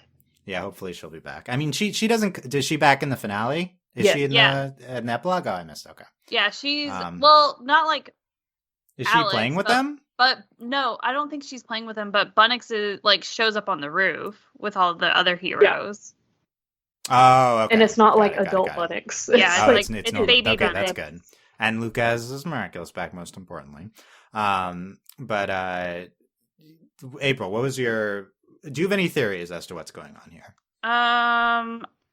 No. But I feel like Lila/Cerise could... Like, I think she could be a threat, but... We're also, I think she's going to be, like, she could be sidelined because we still have to deal with Tomoe, and the repercussions of all of that. So I'm curious to see to what extent Lila becomes our new villain, because, like, we don't know what her motivations are besides she hates Marinette, and I don't think the show is going to go back to, a season 1 situation where... Like, we just have a villain and we don't know why. Also, like, everyone has their Miraculous now. Like, is a villain really that much of a threat? Yeah. It will... Like a villain like Hawkmoth. Like, we just don't know what her motivation is. Well, look, I agree. I think that there could be multiple threats. 2 theories as to what the electricity is. Now, I don't think there's anything obvious that's happening. But first theory is what we theorized earlier this season. What if Gabriel is alive as an AI in some form, and Gabriel has made contact with Lila, with electricity or whatever? Well, this is Gabriel. My other guess was going to be that it's Tomoe. The second theory is that it's Tomoe, yeah. It's the universe, and it's going to, just punch her in the face. So, okay, first of all, the Gabriel theory, because we had this idea. It could be Gimme. Yeah, that's Gimme. It's Gimme, punching her in the face. So this, to me, the electricity was reminiscent of Code Lyoko, which I referenced before. Yes. Xana, the AI in Code Lyoko, sometimes affected the physical world via electrical sockets, so electricity. So this could be Code Lyoko-style AI that is interacting with Lila via electricity. Now, how is Gabriel an AI? I don't know. It could have been that they could always introduce a thing where... Tomoe and Gabriel earlier at some point this season uploaded a version of Gabriel as an AI. I mean, that would make sense. Prior to his sacrifice, just in case anything happened. So now Gabriel's back as an AI and he's evil again, because this is before his sacrifice. He's such a punk. He would do that. He is a punk. But then also what would be the point of that? Because she hates him. So she could be he could be attacking her, or he could be trying to collaborate since she's the Miraculous now. Or this could be Tomoe without Gabriel, because Tomoe is the technology person, and this is his electricity. And we know that she has technology to track like the Miraculouses.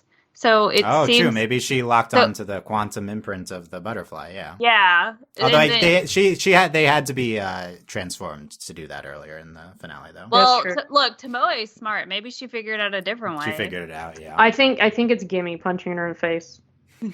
It's Gimme. Because Natalie's healed. I think it's Gimme punching her in the face. Regardless of the electricity, Tomoe is going to be a presence next season. There's a key line. We see the statue of Gabriel. That was all the recycled alliance rings. Mm-hmm. Tomoe is giving a speech. She says, "I vow to continue on Gabriel's legacy." Yep. Mm-hmm. I think that's a key line because to everyone, it's like, "Oh, Gabriel's a hero. That's good." But to us, we know that his legacy was evil. So Tomoe is going to carry on the villainy into next season. I think it would be fun because it would be almost like parallel to the whole Adrian situation.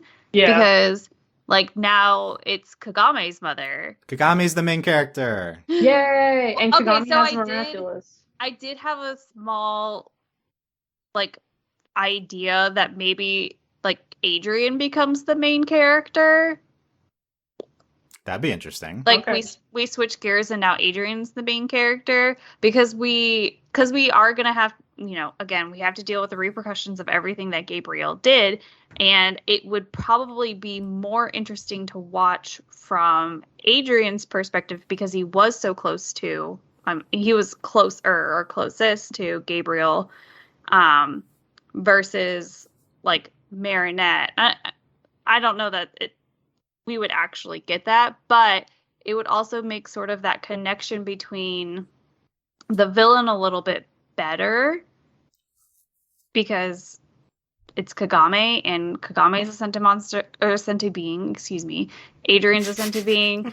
So like that's kind of like their supernatural connection. Like Ladybug and Adrian, their connection was being Ladybug and Cat Noir. And then Gabriel was. So I think it could be like a parallel sort of thing, but not the same story, obviously. Yeah, I think that could be interesting. I think like I think originally when we thought of season 5 Beyond Ladybug, we maybe imagined Marinette not as the main character. Like she's just the guardian, but there's new heroes. But I think that's not really been set up. I feel like the primary thing would still probably be Marinette next season, but I could see more of a focus on Adrian or the other heroes for sure. Like that's kind of what she says at the end. They're going to be their own heroes. I'm just the guardian kind of overseeing things.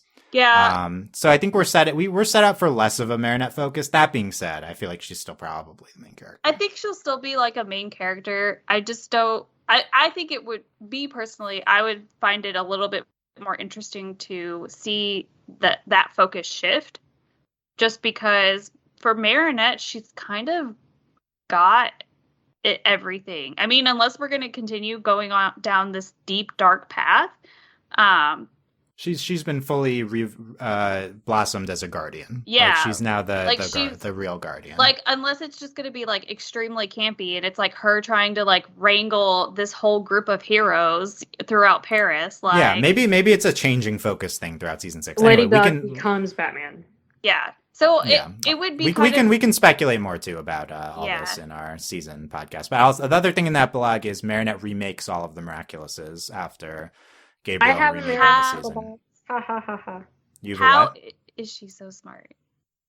Yeah, cool. I love this for Marinette's character as she's a designer, right? So she gets to. I think the Miraculouses will look different in season 6. I think Marinette will make them her own. That's my theory because we never actually see them in the boxes. It's always true. Backside. So she could remake them to what they looked before, or we could do Marinette being a fashion designer and she remakes the Miraculouses into something in her own image, which I think would be really cool. That would be cool. Well, and I also wonder how creative she could be, considering they were all broken down or whatever. Also, whenever she realized that like what was going on with the Miraculouses and the Kwames, it broke my heart. She was so upset and she was so bad. Sad. Okay, we are back from our second break to continue this long finale podcast. Don't worry, we are taking breaks. 6 hours of Korra finale coverage. 24-hour coverage of season 5 finale. Nailed it. Oh wait, hold on. Oh no! Oh my! I knew this was coming. Hold on. I just got a text. Let me check my text. No, Hold on. I gotta obnoxious. I gotta open the messages app. Oh wait, no, it's just a spam text. Never mind. False alarm. You're full of crap. I guess Luca's been lying to us all season. He's been training to be a monk, but I haven't heard from him since. He's ghosted me. I don't think it's lying if he just doesn't tell us. We didn't specifically ask him if he was training to be a monk. Yeah, maybe he was traveling while training. Yeah, maybe. I will say, like that's so random, but I love it so much. It's so good. It's really good. I love that, like, Jagged's into it, Penny's Yes. like, they're all, the Fang is into it. Yeah, I agree. Fang helps too. That's good. It's Okay. I Let's still talk think about Fang should be the screen cap. Okay, look quickly. What's the screen cap? So there's everything's spoilers. So it's either Fang, Alia and Nina with the Paris flag saving Damocles. That was pretty funny. I did enjoy That it. was good. And then they're like, are you sure it's him? And he's going, who? Or at the end, Marinette and Adrian looking at each other, about to kiss or saying "I love you." I think that's another obvious one. Yeah, it's tough. The Fang one's hilarious. The Fang one is hilarious. Is that too silly for our very serious finale Very podcast? serious. We'll see. That depends on how the rest of the podcast goes. Okay. This section of the podcast is called Grappling with What We Did and Didn't Get from the Finale, which I think we've already largely talked about. So, I like that this section is named. This part of the podcast is entitled. And today it will be brought to you by... with your support at Patreon. And viewers like you. And yeah, exactly. No Cat Noir in this final fight against Monarch. Sad. And largely no Adrian, except for that was crazy. Because so here's I think some things. I think if you think of the finale rather than these two parts as the end of the Chloe arc, when they kiss for the first time up until now, then Cat Noir got his own face-off against Monarch in representation. That's true. So, yes. So that's one thing. And the second thing is that this is such an amazing Marinette episode, and it's the end of this big Marinette learning to be a guardian arc. And we've always talked about how Marinette's the main character, and Marinette should be in the spotlight. So shouldn't we naturally like that there was no Cat Noir here? They're fighting his dad. Yeah. I think I like it. I like it for... I'm having a hard time putting words together. I personally love that Marinette gets to face off as Bug Noir with both Miraculouses against Monarch in their climactic fight. And Adrian did get to face off against him earlier. I love that Marinette gets the spotlight. I do think it felt weird to not have Cat Noir there.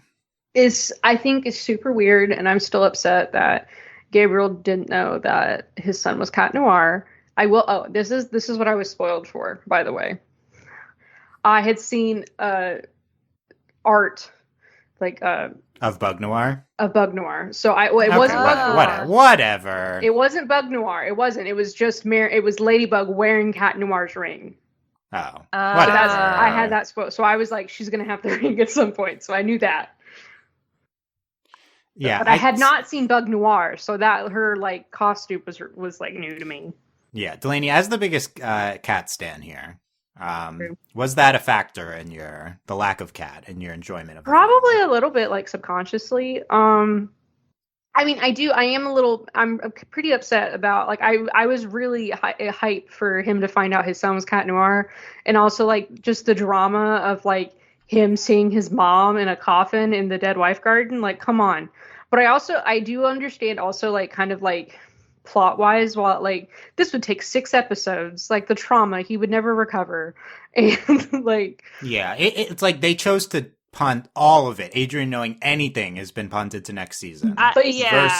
And if they were going to address some of it, it felt like it had to be such a big thing, right? Like they were I guess, and I also think they're saving it, which is probably what April was going to say. Was I think they're saving it for next season. Not to only the drama, I think also it just would have been too like they're already doing a lot. I think it would have been too much, and I think that like Monarch and Cat are just both sobbing, like holding each other, and Ladybug's like, "What?"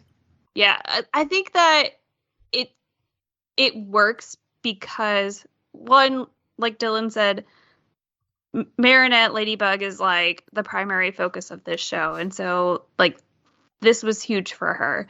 I think that if Cat Noir would have been included, then it wouldn't have been about Marinette. It would have been about Adrian, and not that that's like a bad thing or anything, because we love Adrian, we love Cat Noir, but we wouldn't have gotten the great like action and fighting, like facing off that we did get. Like we wouldn't have gotten that because it would have been interrupted. It would have been either interrupted constantly, or you know what I mean, like right, like functionally, plot wise. Yeah. If Adrian or Gabriel, either one, knows each other's identity, there is no fight. Yeah. So they're stuck in a rock and a hard place here. Like they cannot have either of those reveals if they want this big face off at the end. Yeah. It might They're have like, been we can't have all this drama. It's too much. Yeah. It might have been a face off, but not in like. It would be like an emotional face off. Yeah, it would have been. Yeah, and then again, like that's not the point of this. You know what I mean? Like, also, I'm not sure. Like, not to be rude to Adrian, I love him. Obviously, I don't know if Adrian would have made the right choice. No, I don't think he would have, and I think that's the other reason too. Granted, he would have been conflicted. Also, if Gabriel knows Adrian's cat, he can just control him. Yeah, that's true. There's a lot of functional plot reasons that they back themselves into a corner in here. And so that's why they have to orchestrate this situation. This whole finale just is an excuse, the whole plot, just to get Marinette and Gabriel in the same place and have them face off.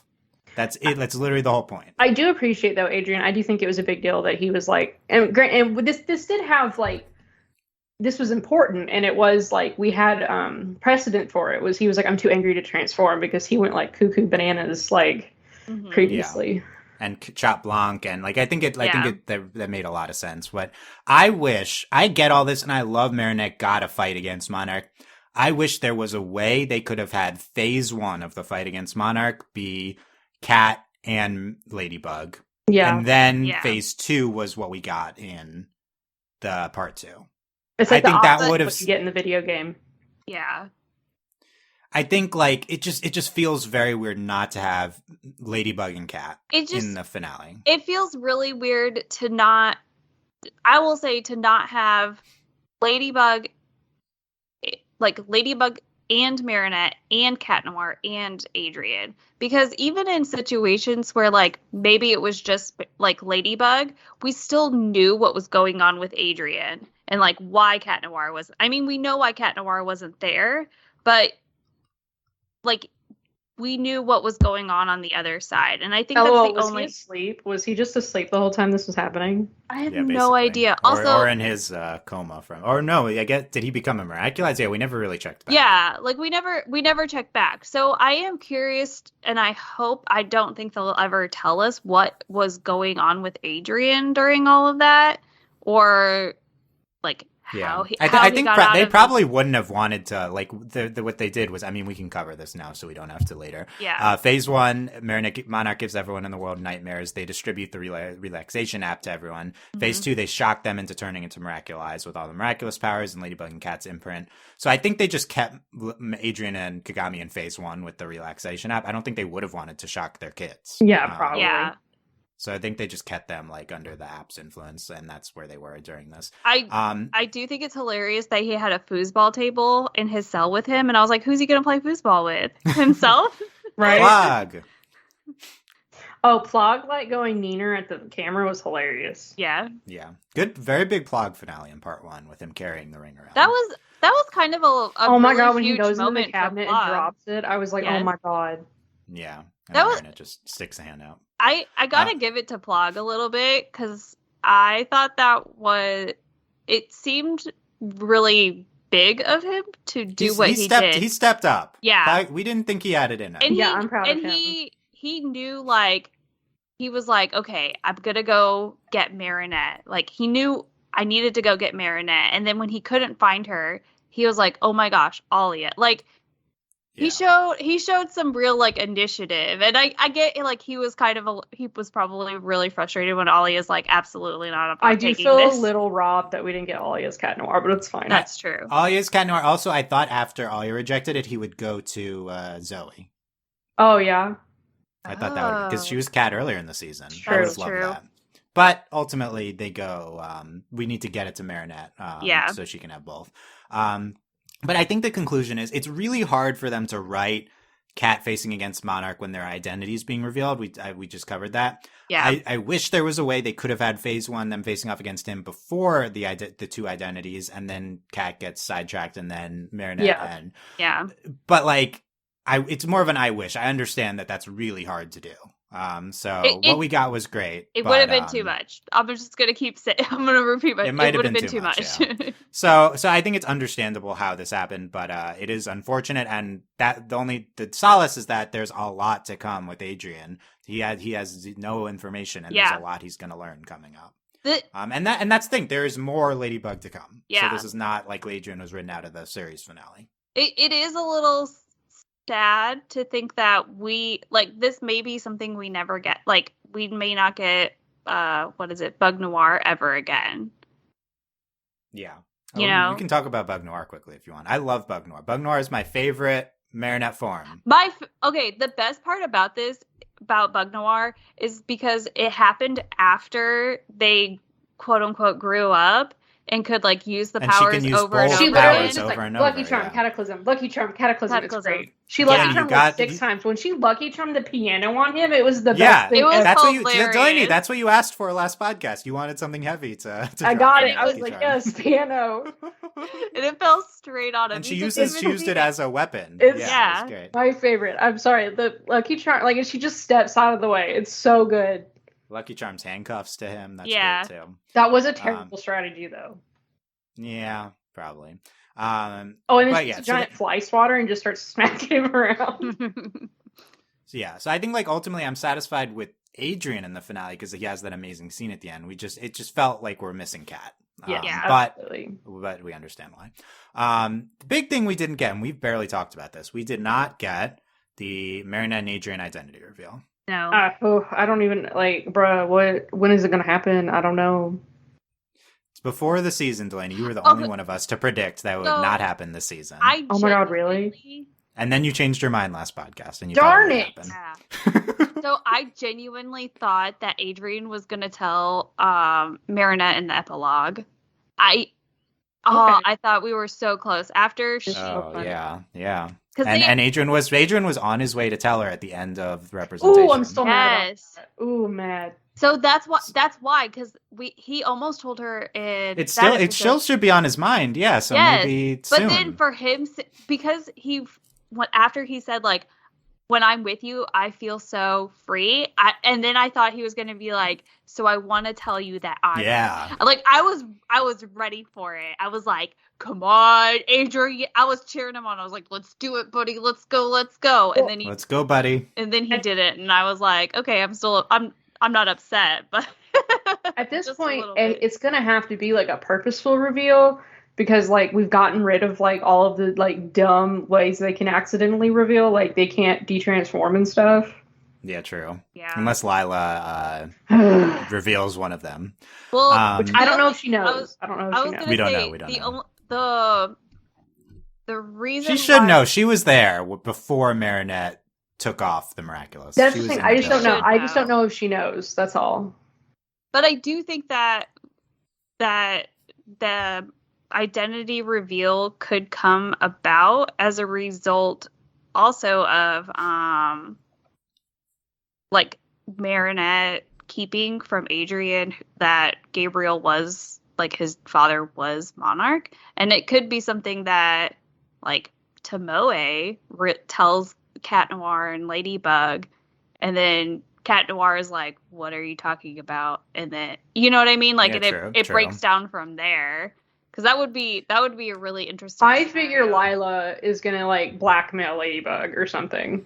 How would she? That'd be good. Or Marinette, I guess. It just depends. I just don't know if she knows. She should, but yeah, Tomoe could also. There's a lot of ways, and there's just so many secrets Adrian doesn't know. And I like he concludes his arc. He's free now, and now he can approach this other information. I'm not sure though, like how mad he would be that Marinette didn't tell him. I think he would understand. Because I think she would understand. He would understand. Also, like the thing with Marinette not telling, so Marinette lies to the world to say that Gabriel helped. Gabriel asked her to do that, right? So this is her fulfilling Gabriel's final wish. He asked her to let like Adrian know that his father wasn't. It was about Adrian, not the world. It wasn't about the world. It was about Adrian, and I think I do think everything. That, yeah, exactly. I agree. Yeah, everything she did was for Adrian. It's not healthy to have this lie in the relationship. No. It's understandable why she would do this, but also they're both superheroes lying to each other. So I don't know. So they're also lying to each other. Here's my thought on the identity reveal. Okay. I am upset we didn't get it. We'd been anticipating it would be in the season 5 finale for a long time. I think we thought that because for a while Ladybug was only renewed till season 5, and it was framed to us that this would be like the end of the first phase of Ladybug. Yeah, like which it was. So I think because of that, assumed that this is the conclusion to Marinette's arc. Like I said earlier, I initially thought Marinette would go away after this season. That's not the case. All these characters are going to continue. So we are the wrong assumption that this would be the culmination of everything. So that's kind of on us. It's kind of on the circumstances of information about the show. Zag should be clear about some stuff. But I also think the bad part about the identity reveal not happening now is that they've really hinted at it several times before this season. We had the episodes like Ephemeral or other ones where Cat Chop Blanc, like we have like fake identity reveals, right? Like I can't remember exactly. So we've done it and then we've reversed. We've teased at it. We've had them almost reveal to each other. It's fun. It keeps it in play. But I think that prior to season 5, we'd been building to an identity reveal. The solace is that I really don't think season 5 has done any of that. I think that they realized that they weren't going to do it at the end of the season, and it hasn't. I think we said this earlier in podcasts. It didn't feel like the season was building up to a Marinette and Adrian identity reveal. Yeah, it felt like it was building up to the other things that happened here. I really think that all the teasing mostly happened season 3 and 4. I think that like from the angle of seasons 1 to 5, I'm upset that we didn't get it. This is what we've been waiting for. From the angle of season 5, I think this is a great ending for season 5. I don't think we needed the identity reveal to conclude the themes and arcs that season 5 in and of itself had. Yeah. So I think it's complicated. Yes. It's complicated because I agree. Like looking back at seasons 1 through 5, yes, we should have gotten it. But then looking at just season 5 and what ended up being the primary focus, I think that's okay.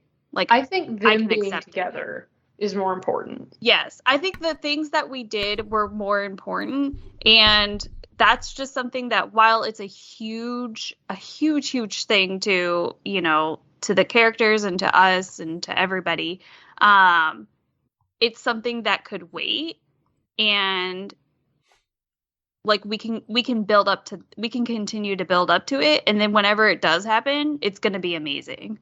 Like they're going to do it in such a spectacular way, and if they don't, obviously I'll be very upset. But I feel like they're giving it more time to breathe so that it can become something even better. Like, it's going to be life-changing when they find out. I hope so. I think it's surprising how chill we are about it not happening. So much else happened. And again, I do think it's more important that they got together finally than the identity reveal. Yeah. And I think it was more important that we, like, the reveals that we did get, I thought those were more important.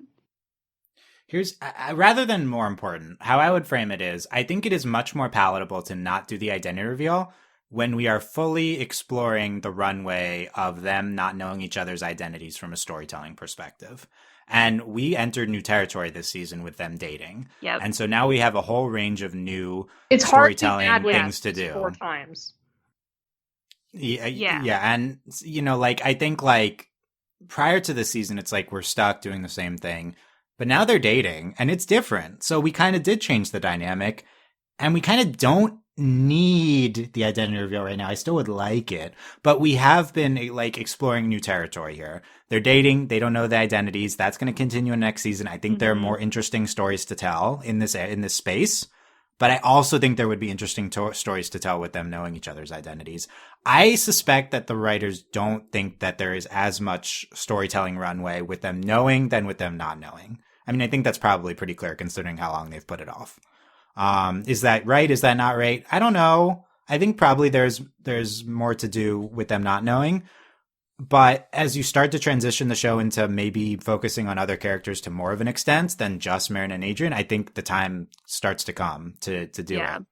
I think the other thing, and maybe the writers realize this too, is that not having the identity reveal, because one of the things that we love about the show is that it does and doesn't take itself very seriously, and it creates natural opportunity to joke and have fun.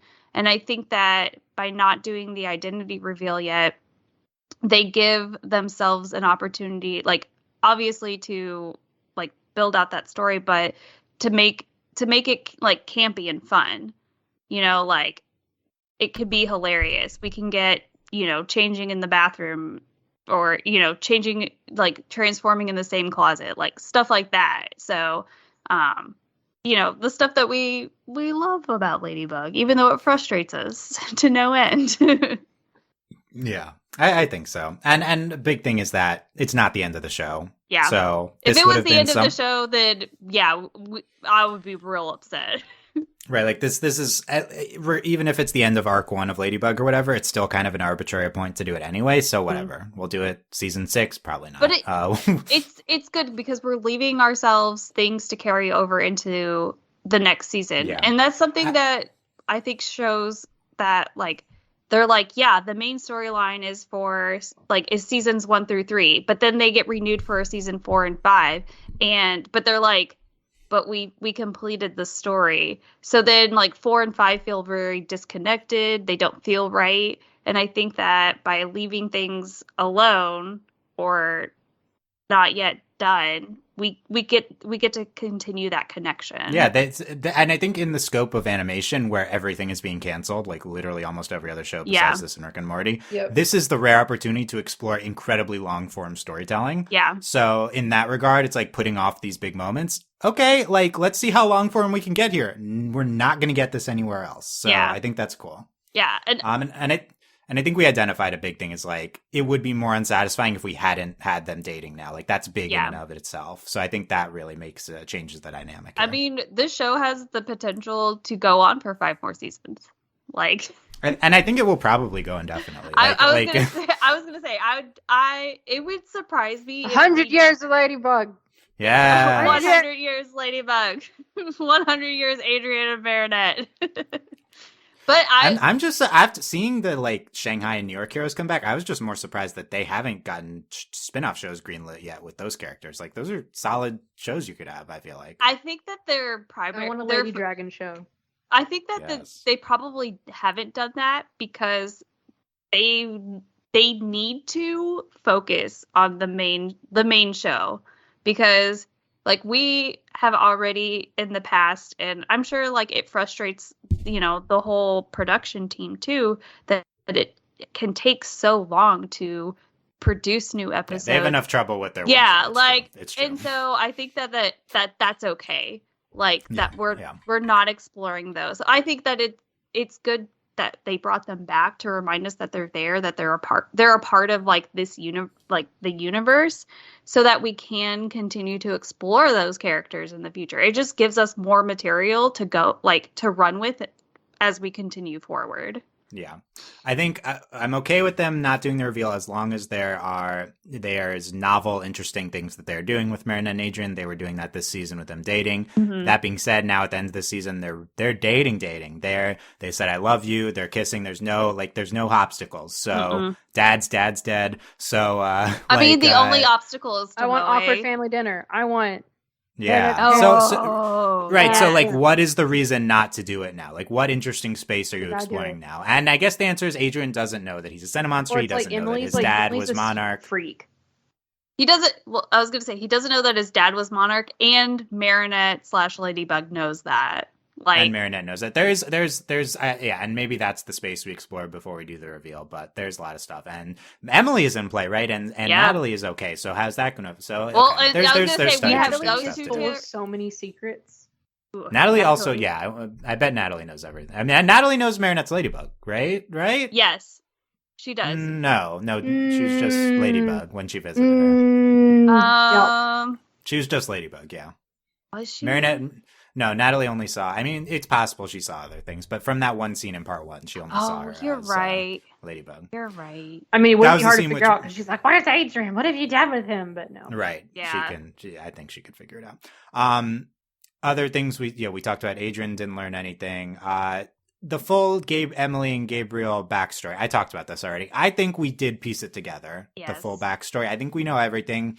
The only thing is that we didn't full on show Emily like making the Sentimonster thing because thematically we don't want to legitimize Adrian as any lesser than. So see earlier in the podcast, but I am satisfied with what we got from their backstory. Maybe shockingly to some people, but I am satisfied. I'm satisfied. I like that we again, not explicitly saying Adrian is a Sentimonster. This is something that we can explore in the relationship with Adrian and his mother, because that's a whole new dynamic that we get to experience now. I'm excited about that. I think that's going to be one of the most hyped things. I'm excited for Natalie and Emily to be super gay. Oh, I can't wait for them to dual parenting.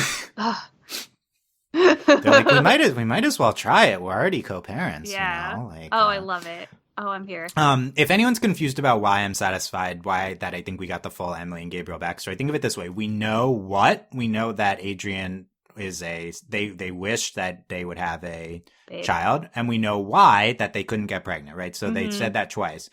We have all the information. Like, we of know other shows where we don't know maybe the why behind stuff. Ladybug did give us the full picture, at least with these two. I'll come back to that. Like, the one thing that I'm a little like about is just like his backstory.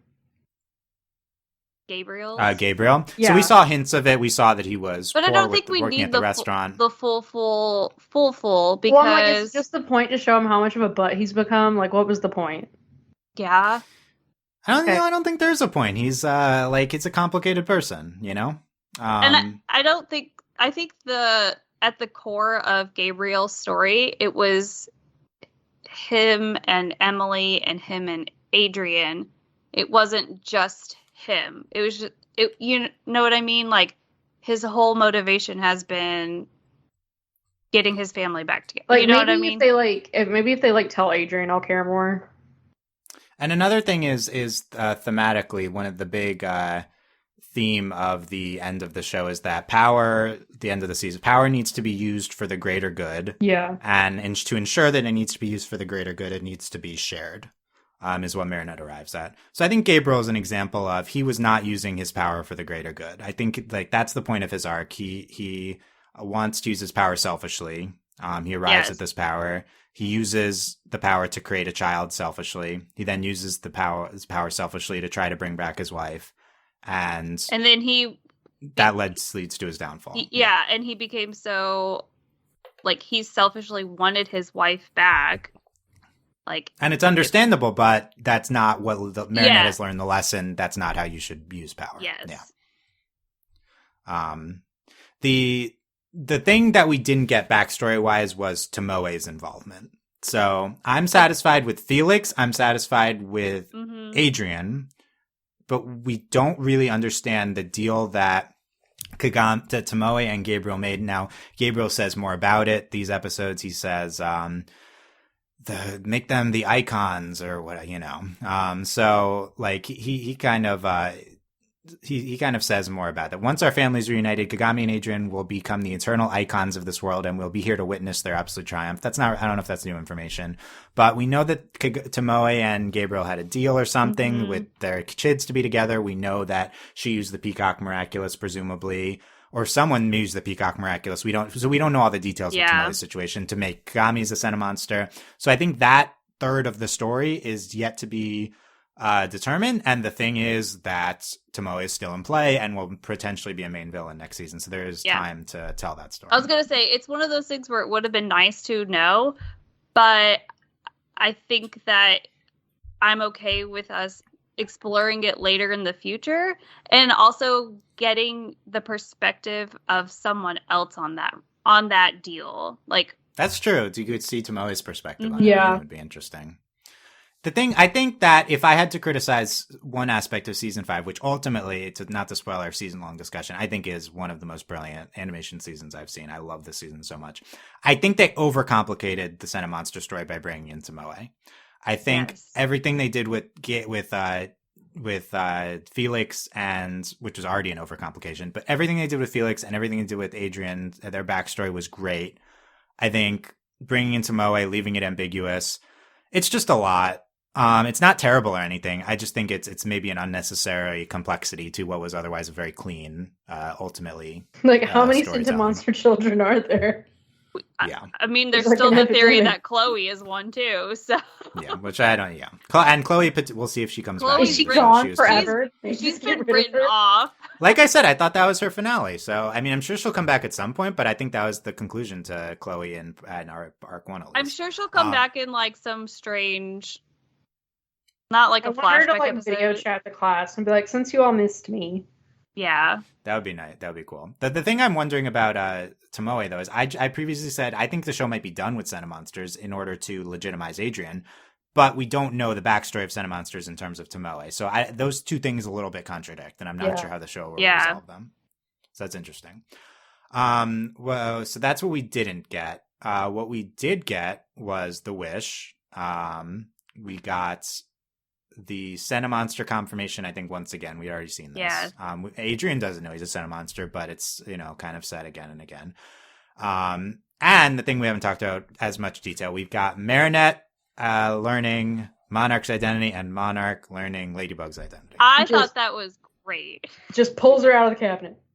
I love it because he was not expecting her in that cabinet. He was like what? He's like, Meredith Dupenche. It's also every time they have to say her full name, it's just the funniest ever. Like, it's so funny. I love when they say her full name. Lila said Marinette Dupenche. Yeah, it's good. It's good. It's so good. Also, again, just Marinette's so stupid. Like, we already told you. We already told you. Oh my god, the iPad. Oh my god, part another one, she iPad. sees, yeah, that's what Delaney said. And then she sees Gabriel detransform and she's shocked. And so I'm like, I wanted to reach through and strangle her a little bit. I was like, I think she's putting it together, but she's 14, it's clear. I told my wife, I was like, about the new school, and she's like, you've been in middle school this whole time. Right? She wasn't ready. She was like, what? Okay. It's so annoying. Also, notably in part 1, Marinette is about to text Kat that Monarch is Gabriel, and she's about to call him, leave a voicemail, and she doesn't go through with either one. And she didn't do it. I was mad about it. I was like, which is very convenient. It's extremely convenient. I do think if you want to criticize the finale, to me, it's like everything is very convenient, I think, to get to the situation. Mm-hmm. But they're also like really pigeonholed themselves, like I said. I will say, that's another thing. I'm like, this is extremely convenient, which was a little irritating, but they make up for it because it's gorgeous and we get giant Tikki and Plog. And for me, that makes it the best. So, Delaney loves hot Tikki. I just know that. Thanks for listening to today's podcast. Okay. Thanks to all of our patrons. Okay. Okay. Monarch pulls Marinette out of the cabinet. It's great. Loved it. He says, "I should have known." Yeah, you think? Duh. Oh, what gave it away? Hysen in New York, and she was the only French person in Shanghai, you dummy. I still keep coming back to that one. Dylan will never let that go. I know. Oh my god. To think the number of times I nearly akumatized you, he says. Right? Yep. Uh-huh. Yeah. Just nearly, though. It's so good. Yeah, Like, I love that. every time she just like talks back at him, it's the best. Okay, let's go through them all. Who's the fool here, he says. He who has 15 miraculous, or she who recklessly jumped into the monarch's den, making the mistake this of is the wearing part the that 2 got me. miraculous Get I outta covet. here. No, His dialogue's so good. no, and then he's like, how did you know it was me? I'm like, you literally told her 2 seconds ago. Yeah. You literally said this was your house. Oh. Idiot. Yeah. Oh, he said the Mhm. monarch's den. Yeah. I was like, Dude. he's like, how did said you figure it out? I'm like, He- you're so stupid. You just You said did say it. it. Like, you're dumb. Like You did she say already it. knew, but like you're dumb. You told her. like I was like, you literally Bugs Bunny'd yourself, you moron. Like, I said Marinette's dumb because she's 14, but Gabriel has no excuse. Gabriel's for being dumb as because he he's is. dramatic and he has to monologue. That's his problem. Yeah. Yes. He's the villainous villain. Here's an interesting line for Marinette. Things would be so easy if you could defeat me with the snap of your fingers, wouldn't they? Okay. Oh. I also was like hung up on this like intensely. Yes. Is this a sign that she knows Adrian is a Sentimonster? That's what I was wondering. I think so. April is like, Right? No, It's a good line. no, it's a good vague because line. It was such a good line, and then you threw that at me, and I'm like, wow, this line is amazing. I mean, it could just be that she knows he makes Sentimonsters and then snaps them, but this But could he be could referring to the also- fact that he controls his son. Yeah. Well, that, and he also controls. He doesn't control them completely, but whenever He can snap them away. yeah, like and when he akumatizes people, he can instantly take away those powers too. If they're Oh, yeah, maybe that's true. Okay. so Okay. it works on a lot of Yeah, multiple levels. Yeah. Yeah, but you're right. You're right. Yeah, the butterfly power also can do that. But I thought that was I an think it interesting line. works more in context with the Sentimonster thing. So Marinette's Yeah. like, I love my Sentimonster boyfriend. Yeah. Monarch coughs out Ash, by the way. Oh, and then his Um, lips are black. And I'm like, you're a psycho. yeah. He's a psycho. This is a good villain line. There are people who are content to follow the rules and people who bend the world to their wishes. Oh my god! And Um, and then she's like, "What have you done to the miraculous?" I'm like, "She's right though. You made them ugly. I hate you." Yeah. Yeah, she'll make them pretty though after. That's fine. And she's like, "Where are the Kwamis?" He And says he's like, this is "They're the best. in This is my pages." favorite Oh. one. He says he says something about I'll reconfigure the whole universe, and she says reconfigure Figure this and hits him. It's so good. It was great. It's so any version of just repeat this and then hitting them Yeah. is just the best. Yes. It's So the she gets best. a giant fly swatter and she just throws them through 2 walls. Yeah, whatever that Yes. was. Yeah, So it just good. hits him. It looked like a shovel. I was It like, was get so- him with the it's just like, shovel. Bam. It's so good. Marinette throws back the illusion of choice line at him from Yeah. when she was Marinette, and my true nightmare is you, and then cataclysms the ground. Great. Which I she loved learned. it. She learned well from Cat because that is Cat's move. I will say So, before that, she did just try to cataclysm him. Yeah. Yes, but he was invulnerable. Yeah. They're into the dead wife garden. The dead wife is revealed to Marinette. After he throws her into it. Yeah. Yep. To show her. And she's like, "Oh God, the yo-yo." Who doesn't? He says anyone, no one matters except us in terms of who will have to be sacrificed. Ugh. They're arguing about what's best for Adrian. Adrian means nothing to you anymore. She says to him. Yep. And then we went through the sequence of the cataclysming the tube and the boomerang and everything. And then Marinette goes over how she's going to defeat him. She says, "Thanks to my magic ladybugs." So we got that in there. Yep. Oh, And my he says, favorite. checkmate. Oh, that's okay. Yeah. This is my favorite part of the whole episode is when she just talks down to him like, "I'm the guardian. I can do whatever I want. You punk Yeah. little." It's so yeah, good. and she's like, and then thanks to my magic ladybugs, I'm gonna fix everything. And I'm like, yes, you. Yes. And then he's Ah, like, magic "Hey," ladybugs. and he venoms her, and I'm like, "I hate you so much." I know. I do enjoy Pog and Checkmate. Tikki going, "What are you doing? What are you doing?" Yeah. I thought that was should have been, paced that should beautifully. have been very telling to me because I genuinely. Maybe that's why But I was then- also yeah. upset. And then Marinette tries to talk to him, Steven Universe style, right, Does not to work. defeat him. Yep. They both want Adrian to be happy. Plays Emily's message that Natalie gave to her, and this does work though, right? This is what gets through Yeah. him, I think. Because that's Gabriel what that's all. In the end, he only cared about Emily. He Yep. did not care about Adrian anymore. This is why he gets the dead. This is why he's in the dead And- husband backyard. in the backyard. I think he cares about Adrian I to think- some extent. I think he He does, but in the I think end, he lost sight of it. He extremely lost sight of it, and I love that Marinette threw that in his face too. She does for sure, and she's right. And Gabriel recounts with this gorgeous sketch style about the life with Emily when Adrian was born. For so long, we'd been thinking that we'd never be able to have a child. Adrian was our little miracle. Weird. That's how Felix was described too. Yeah, that's so true too. strange. Yeah, that's also true. So weird. Everything's perfect till Emily became ill. The Marinette says they can find a human scale solution, and she de-transforms. Okay, there you go. And then he's a butt. And then he's a punk. Yeah. And poisons her. Like, you turd. Marinette makes sure Adrian never. Like, no. Yeah. And then they turn into different versions, which they might have different memories. Yeah. Cool Plug and Hot Tikki. Wow. Cool Plug and Hot It's Tikki. a statement, Dylan. You're not in a Kakoi Plug and Kawaii Tikki. Where were we? That was the reveals. I think. Okay. Any other? No. Let's go over the questions. So here are the questions heading in. The title of the episode is hot. For this pod is Hot Gimme. I mean, we did all. Did we all agree Gimme was hot? Is that? Yes, we did all agree. I don't think we can have such a silly title for our 3-hour finale podcast, but we'll see. Is that not not the point of us? Are we not? It is kind of the point of us. It could also be she had the baby. She had the baby. She had the baby. You did say that. I think that would be a fun title. Pictures of the baby. Pictures of the baby. That's spoilers. No. She had the baby. The picture is not the baby. Oh, not the Yeah.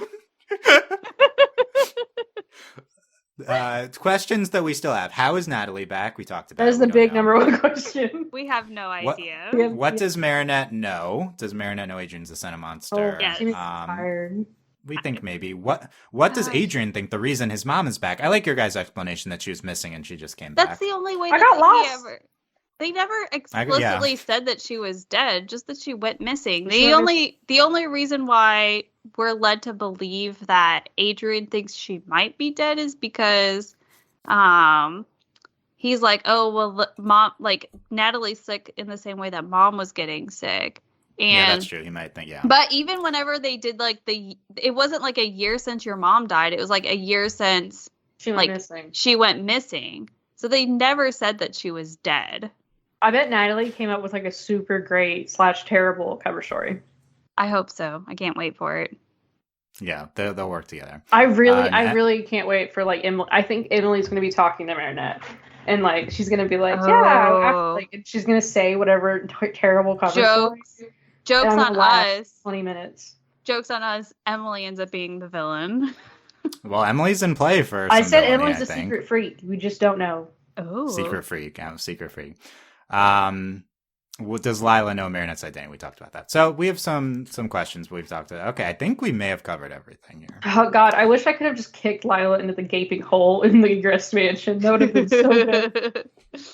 By the way, attention to detail in the finale. Lila's like looking down in the whole wall, Marinette Lucky Charms, and we see the Lucky Charm flash. Yeah. I love That's the level of detail Ladybug always screws up in normal episodes, but man, very chef's kiss on this episode. Look, they nailed these 2 episodes. They really did.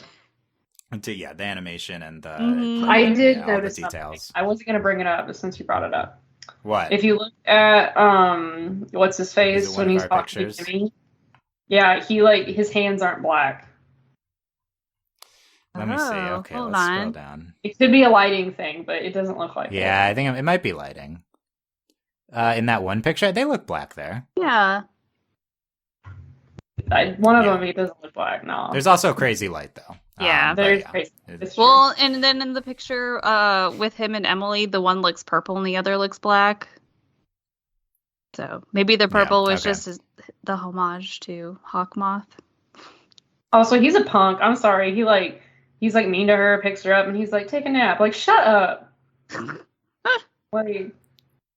I really wish you would have shot him with a crossbow. That would have been so good. Yeah, the crossbow. The crossbow scene was very good. I was ready. Delaney, any other thoughts on the United Heroes, Faye, LOL. Luca, anything we didn't talk about? I don't think we spent enough time on the United Heroes where what's her name is like, I'm the nightmare. It's so good. It's good. Yeah. It's so good.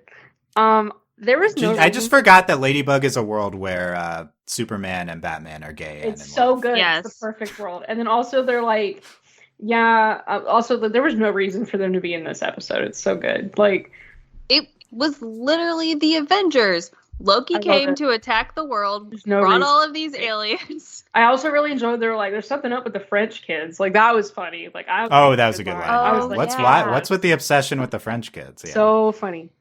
No, I did. I am displeased with The Wish, but I did really enjoy these 2 episodes. Nice. Also, again, Luca going twinsy was the best part of the episode. Oh, you're on board.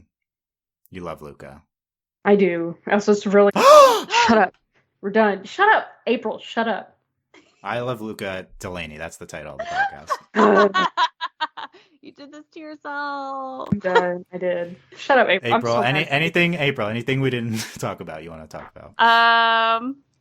I really enjoyed, this is like the smallest detail, but it made me laugh so hard, is whenever Gabriel was distributing the nightmare dust, he said he used almost the exact same line as Sandboy or the Sandman. Oh.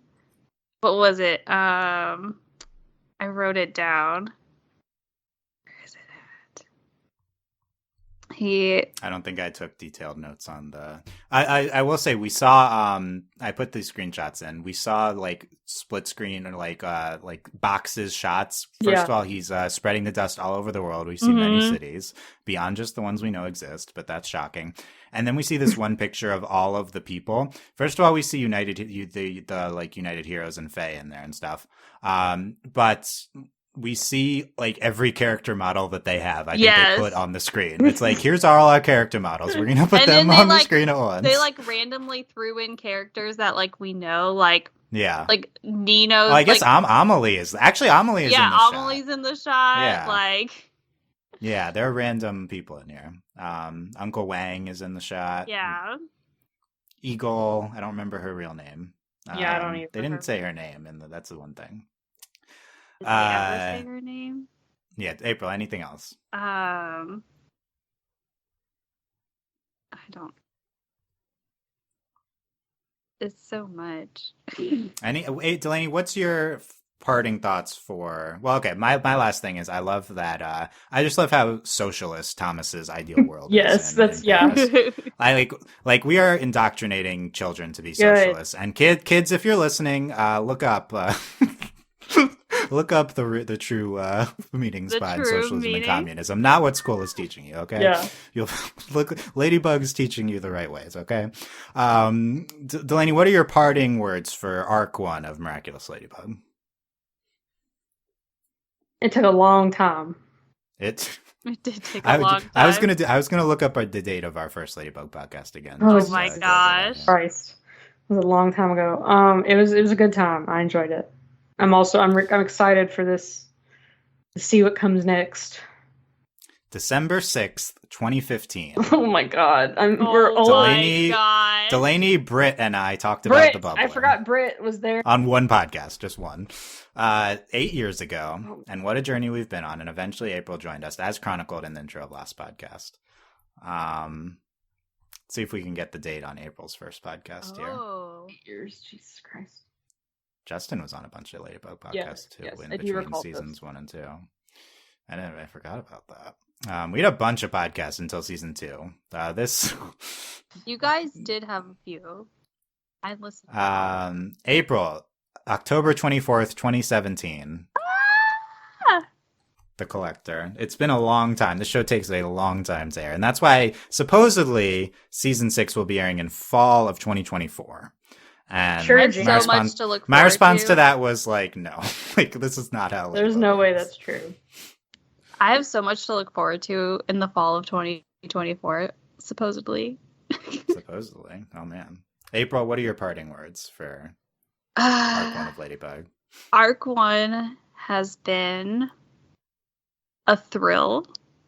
My favorite thing is recommending this show to people and being like, you're gonna absolutely hate it and love it all at the same time. And then the way that I pitch it is I'm like, okay, it's a kid show, but like it's not.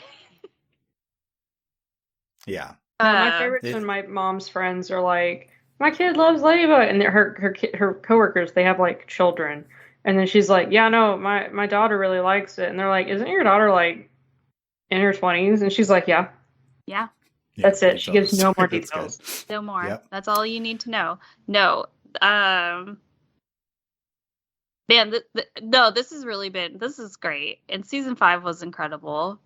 So, I can't believe we're here. Yeah.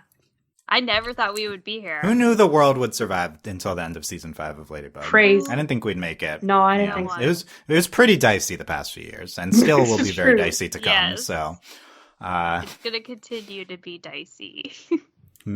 as chronicled by the environmentalist messages of Ladybug. What'll come first, the end of Ladybug or climate disaster? We just don't know. I think they're one and the same. Tune in next month to find we'll out. find out. Singularity.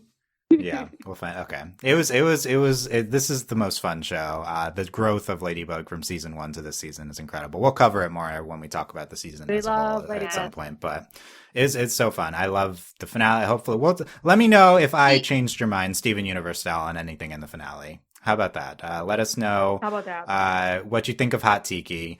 How hot is Hot Tikki? On a scale of 1 to 10. What did you think of the eulogies, etc.? All of this. April's eulogy was the best. April's eulogy was better. Come on, I wasn't trying to compete. I was just trying to follow up. Also, I was trying to surprise her with. Also, I mean, the dead wife. You did surprise me with it. So, good, and I'm glad that I could add to the insanity of. I wanted to do so. I'm not even kidding you. I had a whole like notepad page in my phone of all of these ideas for like. I was like, I wonder if I can convince Dylan to do a Gabriel memorial podcast, and like. Look, stuff's coming up here. We can do a top 10 worst Gabriel moments. That would be good, yeah. Like I wrote down all of these ideas. It was like I had already started writing the eulogy, which is why whenever I messaged Dylan, I was like, I'm writing a eulogy. Look, I accept. I had already started. It's great. It was great. We loved it. We have coming up the movie podcast finally, and then at some point action and the season as a whole discussion probably. No promises on those dates. We'll see. We'll talk about that later. Maybe I'll watch the movie soon now that we can watch it. I don't know. I do have Netflix for a limited time, so yay. Saying. Okay, so if you enjoyed this long finale podcast, consider supporting us via Patreon at patreon.com/overlyanimated. Thanks to our current patrons, especially our Patreon podcast, Kent, and thanks to our Patreon executive producer, Steve, Michael, and Phoenician. Still at least 2 Ladybugs coming up. No promises on the date. We will see. Please let us know what you thought of this. Leave comments. Now you can post spoilers. Don't post any leaks for season 6 or anything about the movie, though. Thanks for listening, guys. We'll see you next time. Bye. Bye.